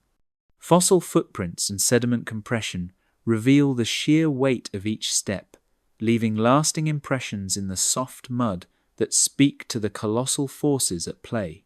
Unlike earlier predators, these giants relied not on stealth but on scale, creating ecological dominion through presence and strength. Encased in stone, fossilized skulls whisper secrets of muscle strength and jaw leverage unknown to smaller mammals. Examination of cranial anatomy shows that apex predators like Hyaenodon possessed powerful temporalis and masseter muscles, optimized for slicing flesh and cracking bones with precision. Comparative biomechanical studies suggest bite forces that rival even some modern big cats, yet are distributed across teeth that allow flexibility in diet. Skeletal reconstructions hint at social behaviors, group hunting or scavenging strategies that amplified their impact on prey populations. These predators dominated, both numerically and behaviorally, establishing a new hierarchy after the extinction of dinosaurian rulers. Massive herbivores trudge through soft sediments, their every step reshaping the land beneath them. Early proboscideans developed columnar limbs, dense limb bones, and reinforced joints to support their immense bulk. Tusks evolved not merely for feeding but for intraspecific combat and manipulating environmental features, such as uprooting shrubs or stripping bark.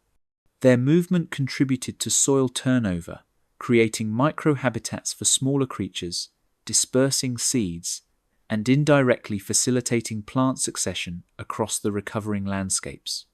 Fossilized dung and associated plant remains offer a direct window into their diet and the ecological footprint of these titans. Dried riverbeds preserve the echoes of ancient migrations, pathways etched by creatures of unimaginable size. Seasonal movements across floodplains, inferred from trackway alignments and fossil deposits, suggest that these giants congregated in response to water availability and forage abundance. Concentrated herds would trample terrain, compact sediments, and alter hydrology, leaving lasting signatures that geologists can trace millions of years later. In regions like North America and Eurasia, recurring migration patterns align with shifts in climate, indicating that even these enormous mammals were sensitive to environmental pressures. Tusks pierce the air like natural tools, demonstrating adaptations for feeding, defense, and social display. Morphological variation in tusks indicates sexual dimorphism and individual behavioral strategies, with some tusks curving in elaborate spirals while others remain straight and robust. Wear patterns reveal feeding preferences and strategies. Stripping branches, digging for roots, or engaging in display contests. These physical tools simultaneously shaped ecosystems, pruning vegetation, opening up light gaps, and creating spaces for undergrowth to flourish. Vegetation under siege adapts to colossal pressures unseen in prior eras. Fossilized pollen and leaf impressions from the early Eocene reveal that trees and shrubs developed thicker bark, tougher leaves, and higher branches to survive browsing by proboscideans and other giant herbivores. Some plants even evolved chemical defenses, producing bitter compounds or early tannins to deter consumption. This dynamic created microhabitats for insects, birds, and small mammals, linking flora adaptations directly to the survival of numerous smaller species. Through these pressures, the giants inadvertently engineered niches, driving rapid coevolution and ecological complexity across landscapes. Where patterns on molars trace diets of abrasive vegetation and the subtle art of survival. Analysis of enamel thickness and microwear shows that some proboscideans consumed coarse grasses and fibrous plant material, while others favored softer foliage. Apex predators' teeth, in contrast, preserve evidence of bone-crunching behavior, scavenging, and dietary flexibility. Together, these dental records map a complex web of feeding strategies and ecological interactions, showing how giant mammals adapted to varied landscapes and shifting climates. Joint structures and limb proportions reveal the biomechanical mastery required to carry immense bulk. Limb bones of Andrewsarchus, creodonts, and proboscideans illustrate evolutionary trade-offs between strength, stability, and mobility. Long bones were reinforced with thick cortical layers. Joints allowed limited lateral movement for energy efficiency, and muscle attachment sites reflect enormous locomotor demands. This balance permitted sustained movement across expansive territories, enabling access to diverse resources and influencing the distribution of smaller species within the same ecosystems. Sediment maps across continents hint at dispersal patterns, climate challenges, and seasonal pressures. Fossil records from North America, Europe, and Africa show parallel radiations of large mammals, suggesting that environmental constraints and opportunities drove convergent adaptations. Stratigraphic correlation demonstrates how fluctuations in temperature, rainfall, and vegetation influenced migration body size evolution, and social behavior. Giant mammals were not isolated entities, they were active agents in a dynamic, interconnected biosphere. Even amidst giants, smaller mammals exploit niches invisible to their massive contemporaries. In burrows, canopy cover, and nocturnal hours, small placentals, early primates, rodents, and insectivores found opportunities to diversify, feeding on seeds, insects, and fungi left unnoticed by their colossal neighbors. These lineages, while unremarkable in size, developed behavioral and cognitive flexibility that would later define their evolutionary success. Fossils from Hell Creek and the Bug Creek anthills reveal that such adaptability enabled them to survive the pressures imposed by giant mammals, setting the stage for the rise of complex mammalian ecosystems. Through the dominance of colossal species emerges the quiet continuity of lineages that will shape the future of intelligence. As the titans of the Cenozoic marched across continents, reshaping soils, redistributing nutrients, and restructuring habitats, small mammals persisted in the margins. These creatures retained adaptability, social structures, and ecological insight, quietly laying the foundation for primates, carnivorans, and eventually humans. The age of giants, while spectacular and dominant, thus coexisted with subtle evolutionary experiments, an interplay of scale and strategy that would echo across epochs. In this balance between the enormous and the inconspicuous, life ensured its continuity, bridging an era of titans to the forthcoming narratives of innovation, intelligence, and ecological ingenuity. Echoes of intelligence, building on the shadow of giants, minds quietly expand, navigating challenges unseen.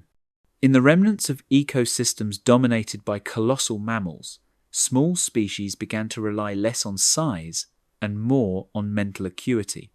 Cranial measurements from early primates and small carnivorous mammals reveal a steady increase in brain-to-body ratios, particularly in regions associated with memory, problem-solving, and spatial navigation.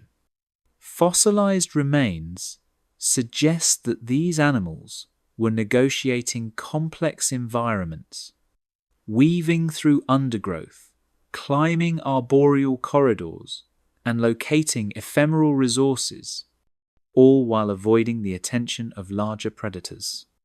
Intelligence, at this stage, became a subtle yet decisive instrument of survival, enabling life to exploit niches inaccessible to brute force.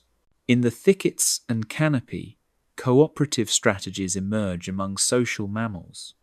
Observations inferred from fossil groupings indicate that early primates, small carnivorans, and some ungulates may have formed temporary aggregations, sharing information about food sources or shelter locations.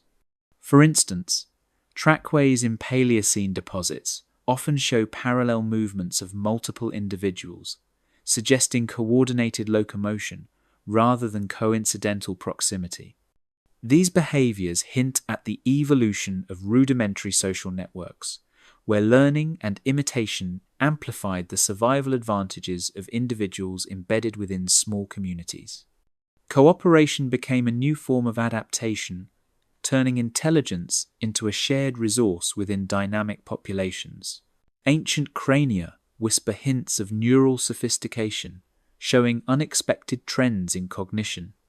In North American and European Paleocene sites, endocasts of skulls from early primates and carnivorans reveal expanded neocortices, implying enhanced sensory integration and problem-solving capacities. Measurements indicate that while body sizes remained modest, many species weighing between 0.5 and 4 kilograms, their brains were disproportionately large relative to the body, reflecting selective pressures favoring cognitive flexibility. These anatomical innovations suggest that intelligence was being honed in response to environmental uncertainty, unpredictable food availability, shifting forest patches, and a world still recovering from cataclysmic events. Patterns of survival etched in time show memory, planning, and adaptive learning.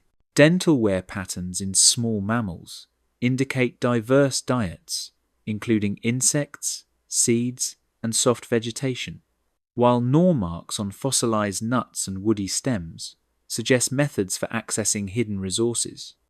Some early primates developed stereoscopic vision and dexterous hands capable of manipulating objects with precision, allowing them to exploit challenging food items such as fruit encased in tough husks.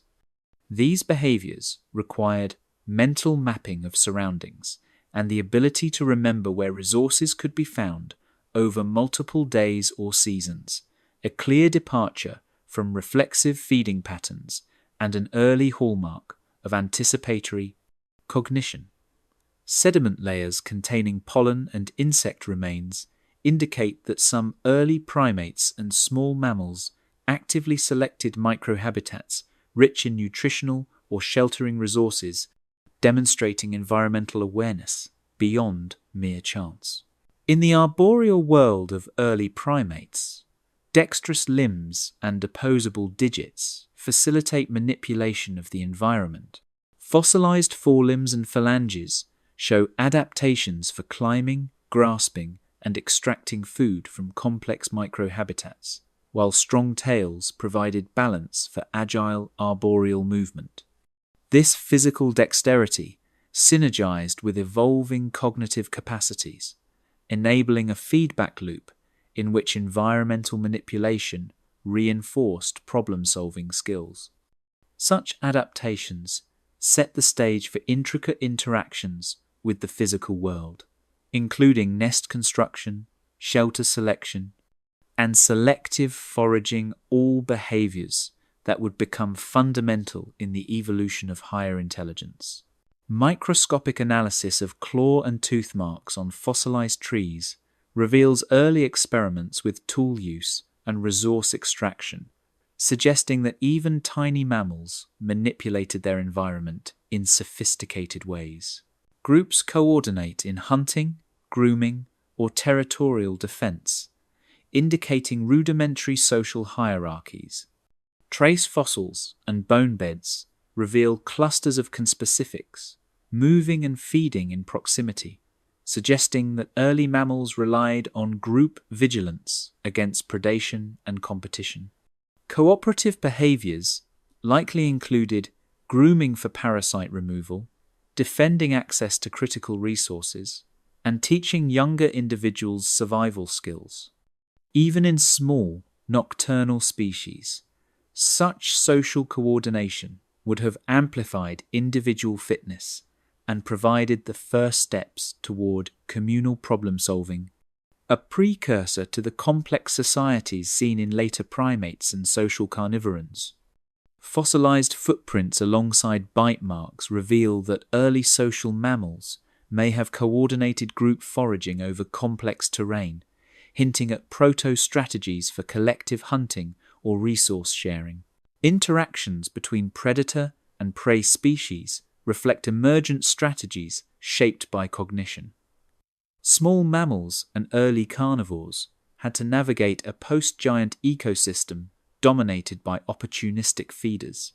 Fossil evidence shows adjustments in foraging times, burrow construction, and evasion tactics, while larger mammals began to recognize patterns in prey behavior.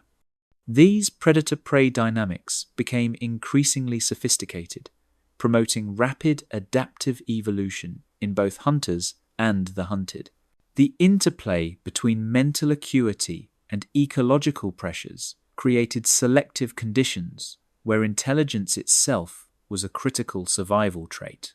Tracks, burrows, and nest structures suggest foresight, shelter, construction, and environmental manipulation.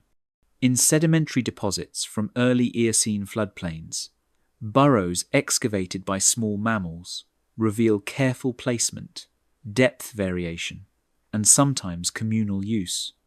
Some nest sites, inferred from fossilized plant material arranged in protective layers, point toward early engineering of microhabitats to buffer against climatic extremes.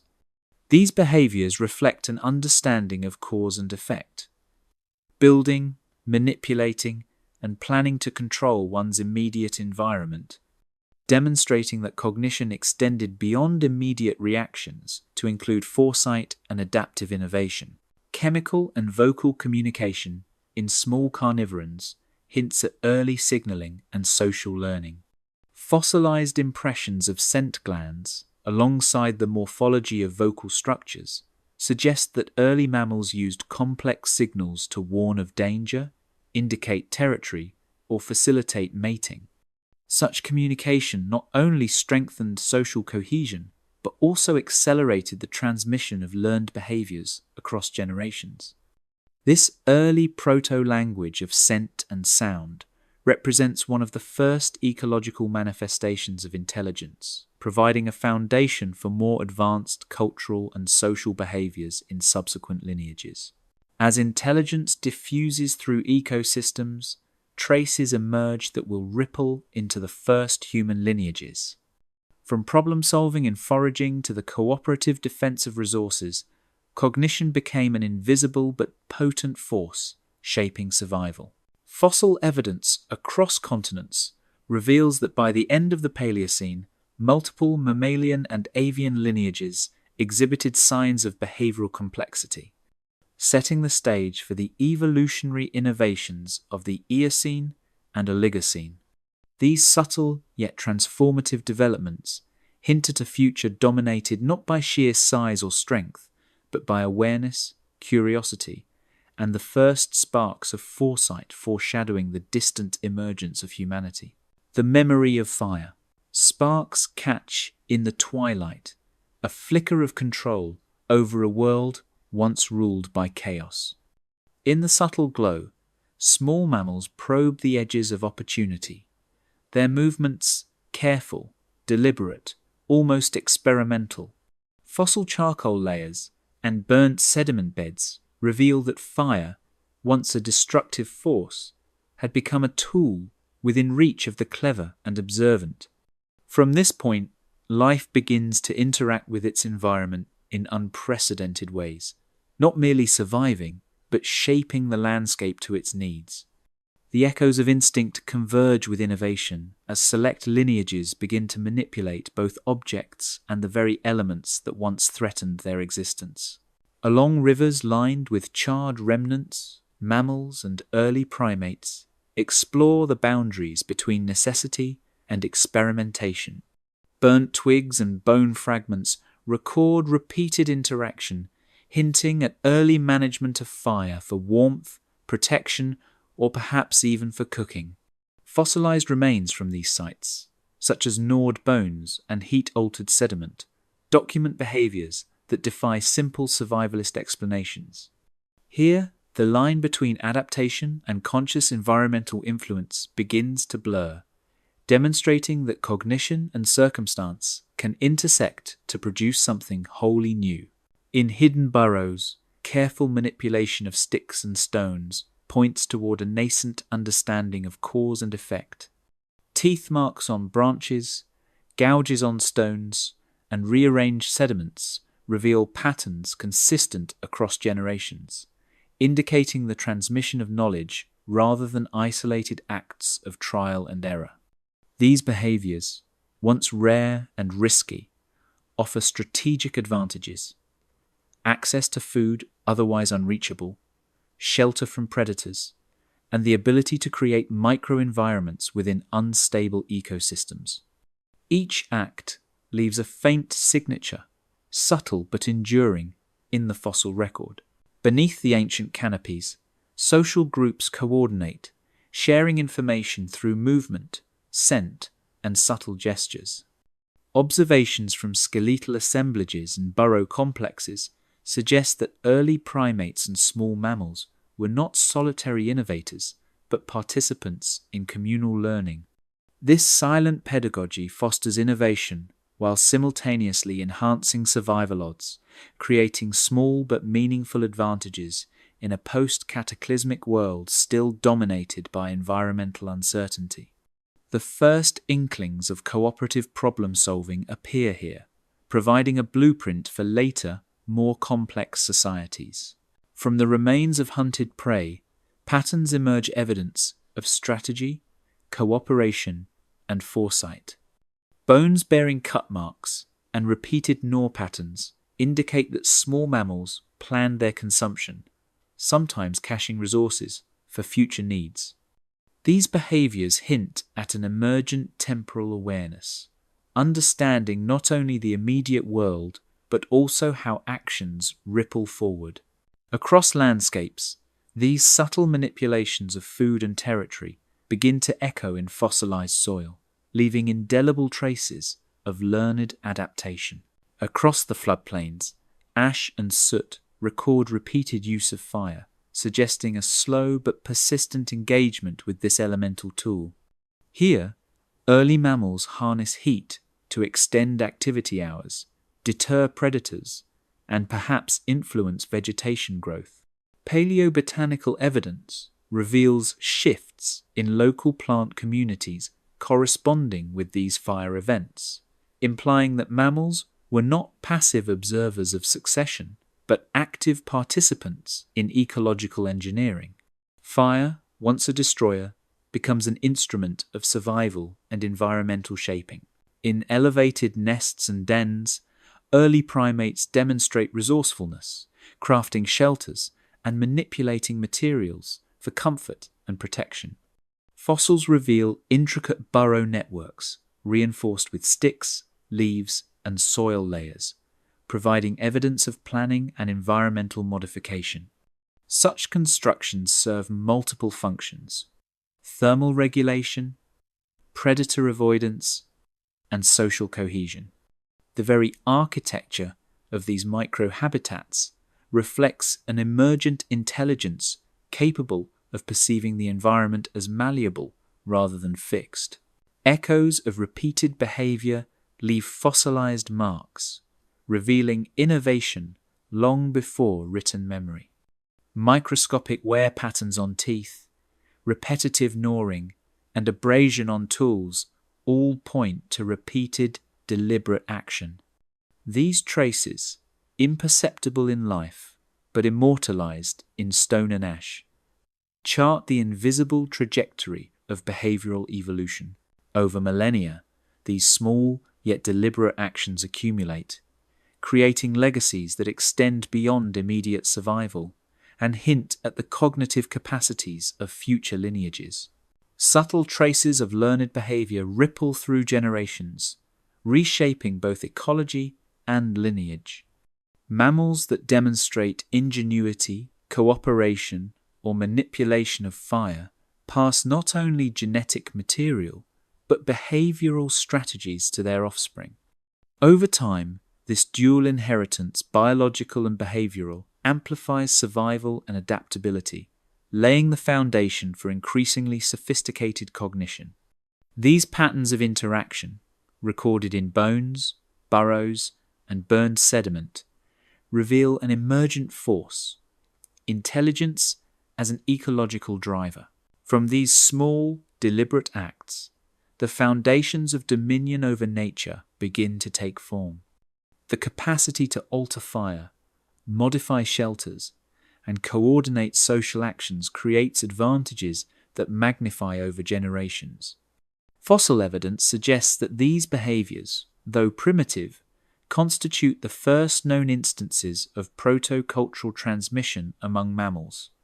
They represent a nascent form of foresight, a preliminary mastery over the environment that extends beyond instinct or reaction. Each interaction, each spark, each rearranged stick becomes a stepping stone toward agency. Communities formed in the shadow of catastrophe now act with foresight, laying the groundwork for the ecological and cognitive revolutions yet to come. Through repeated experimentation, cooperative engagement, and manipulation of elements, mammals begin to assert influence over their surroundings in ways previously reserved for humans. This stage represents a profound shift. Survival no longer depends solely on adaptation to the environment, but on active transformation of that environment. From the ashes of the asteroid, life has evolved not just to endure, but to innovate. As life consolidates these skills, intelligence diffuses through ecosystems, leaving traces that will ripple into the first human lineages. Fossilized hearth-like sites, complex burrow networks, and patterned consumption evidence reveal a lineage beginning to shape both the physical and social world deliberately. These acts, subtle yet profound, signal the birth of behavioral dominance, a world where cognition, cooperation, and controlled fire redefine the rules of survival. From survival to dominion, the lineage born in the ashes of extinction prepares to reshape the world, and the age of mammals becomes the age of humanity, poised on the cusp of the story we now inherit, the inheritors of a broken world. Embers of ancient infernos linger not in the heat of fire, but in the memory of Earth itself, etched into rock and soil. The cataclysmic events that once reshaped the planet left their mark in ash layers, impact craters, and eroded sediments, yet they also became catalysts for life's resilience. Each mass extinction, from the KPG boundary to the transient hyperthermals of the Eocene, erased ecosystems, even as it carved open opportunities for new forms to emerge. Fossil evidence demonstrates that mammals, birds, and plants repeatedly adapted, diversified, and reclaimed niches vacated by the fallen, illustrating a pattern of survival that transcends the immediacy of destruction. The Earth remembers, through these geological and biological signatures, a palimpsest of catastrophe and regeneration. Sedimentary pages record the rise and fall of empires, where forests, oceans, and mountains have all rewritten life's story. Pollen and spores trapped in Cenozoic deposits reveal the gradual return of angiosperms and gymnosperms following the devastation of earlier periods, while early mammals shaped and responded to these recovering biomes. The distribution of floodplain sediments, peat layers, and fossilized river channels maps the emergence of corridors connecting habitats, enabling migrations, interbreeding, and the expansion of biodiversity. Across continents, the interplay of tectonics, climate, and life created a patchwork of environments, each with its own tempo of recovery, yet all contributing to the tapestry of resilience. Fossilized bones whisper of species that endured what seemed impossible, their forms preserved in stone as evidence of tenacity. Skeletal remains of early ungulates, primates, and small carnivores show incremental adaptations, elongated limbs for running, dexterous hands for manipulation, and cranial expansion for cognitive complexity. Trackways and burrows provide further proof of sophisticated behaviors, from strategic foraging routes to communal nesting practices, revealing that survival depended as much on ingenuity as on brute strength. These records highlight the subtle, often overlooked victories of smaller lineages that quietly persisted alongside the more conspicuous giants of the Cenozoic. Glacial striations and volcanic ash layers mark epochs of upheaval, yet each catastrophe seeds the promise of renewal. Periods of global warming, such as the Paleocene-Eocene thermal maximum, triggered widespread forest expansion, coastal inundation, and faunal migrations, while cooler intervals facilitated the spread of grasslands and open habitats. Geological studies of isotopic ratios in marine sediments demonstrate fluctuating CO2 levels and ocean temperatures, linking climate oscillations to bursts of evolutionary innovation. Despite the intensity of these changes, ecosystems repeatedly recovered, often with species exhibiting novel adaptations that reflected the selective pressures imposed by shifting climates. In the quiet of modern landscapes, the ghosts of extinct lineages linger alongside thriving ecosystems, a mosaic of past and present. Fossil assemblages from North America, Europe, and Asia show a succession of mammals, from the tiny multituberculates to towering proboscideans that illustrate adaptive experimentation over millions of years. Birds, insects, and early primates contributed to the complexity of these systems, acting as pollinators, seed dispersers, and ecosystem engineers, all while navigating the consequences of environmental stresses. The coexistence of extinction and persistence reinforces a central theme. Resilience is as much a feature of life as vulnerability, written into the very fabric of the biosphere. Rivers carve the memory of climatic swings into the land. Their sediment load a ledger of survival and adaptation. Meandering channels, braided floodplains, and deltaic deposits reveal cycles of erosion and deposition that correspond to periods of glacial advance, volcanic activity, and extreme rainfall events. Fossilized aquatic and semi-aquatic species within these sediments, including early fish, amphibians, and reptiles, provide further insight into the ways organisms responded to dynamic hydrological patterns. These geological archives underscore the persistent dialogue between life and Earth's physical processes, each shaping the other across temporal scales. From the minutiae of microbial mats to the grandeur of mammalian migrations, life's resilience writes a story of ingenuity and persistence. Microbial communities facilitated nutrient recycling and soil stabilization, creating a foundation for plant colonization and forest succession.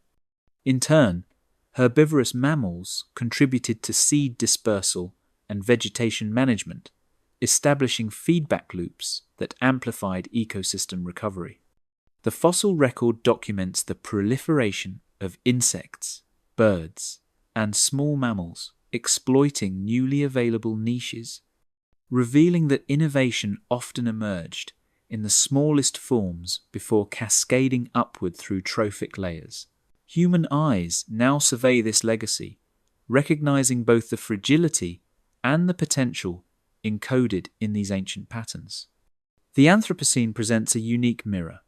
Modern climate shifts, deforestation, and species extinctions echo the challenges faced by organisms across the Cenozoic, while technological knowledge allows humans to influence the trajectory of life in unprecedented ways.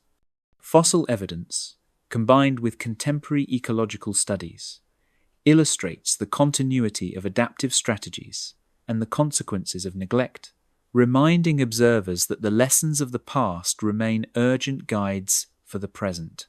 Humanity inherits both the scars and the possibilities of a planet repeatedly tested by fire, water, and ice. Every organism, from the smallest invertebrate to the largest mammal, carries traces of evolutionary trials and triumphs. Teeth, claws, and skeletal structures encode behavioral adaptations, from food processing techniques to locomotor specialization, offering insight into the pressures that shaped cognition, sociality, and survival strategies. Fossil assemblages show repeated convergence of traits across unrelated lineages, emphasizing that the underlying selective forces of Earth favor resilience, flexibility, and innovation. These echoes of adaptation highlight the continuity of life's experimentation over millions of years. And as the cycles of destruction and rebirth continue, humanity inherits a world shaped by resilience, waiting to be understood and respected. From the ashes of cataclysms to the verdant expanses of recovered ecosystems, Earth demonstrates that life persists through ingenuity, cooperation, and the relentless drive to occupy niches. The lineage that once survived near annihilation now stands capable of both stewardship and disruption, carrying forward lessons inscribed in stone, pollen, and bone. As the documentary's journey comes full circle, it leaves a lingering reflection. Every act of preservation, every acknowledgement of fragility, becomes part of the ongoing story of a planet that has always endured, even in the face of its most devastating trials. From the shadow of annihilation, life finds a way to persist, adapt, and flourish, reminding us that resilience is etched into the fabric of Earth itself. In the quiet return of forests, the cautious steps of mammals, and the first flutter of recovering birds, we glimpse the tenacity of survival and the unfolding of new possibilities. These moments speak to more than evolution. They reveal the delicate interplay of chance, time, and courage that shapes every living thing. As the planet turns once more towards sunlight, we are left with awe at the fragile, enduring pulse of life. If you've been captivated by Earth's rebirth, consider subscribing and sharing your thoughts below.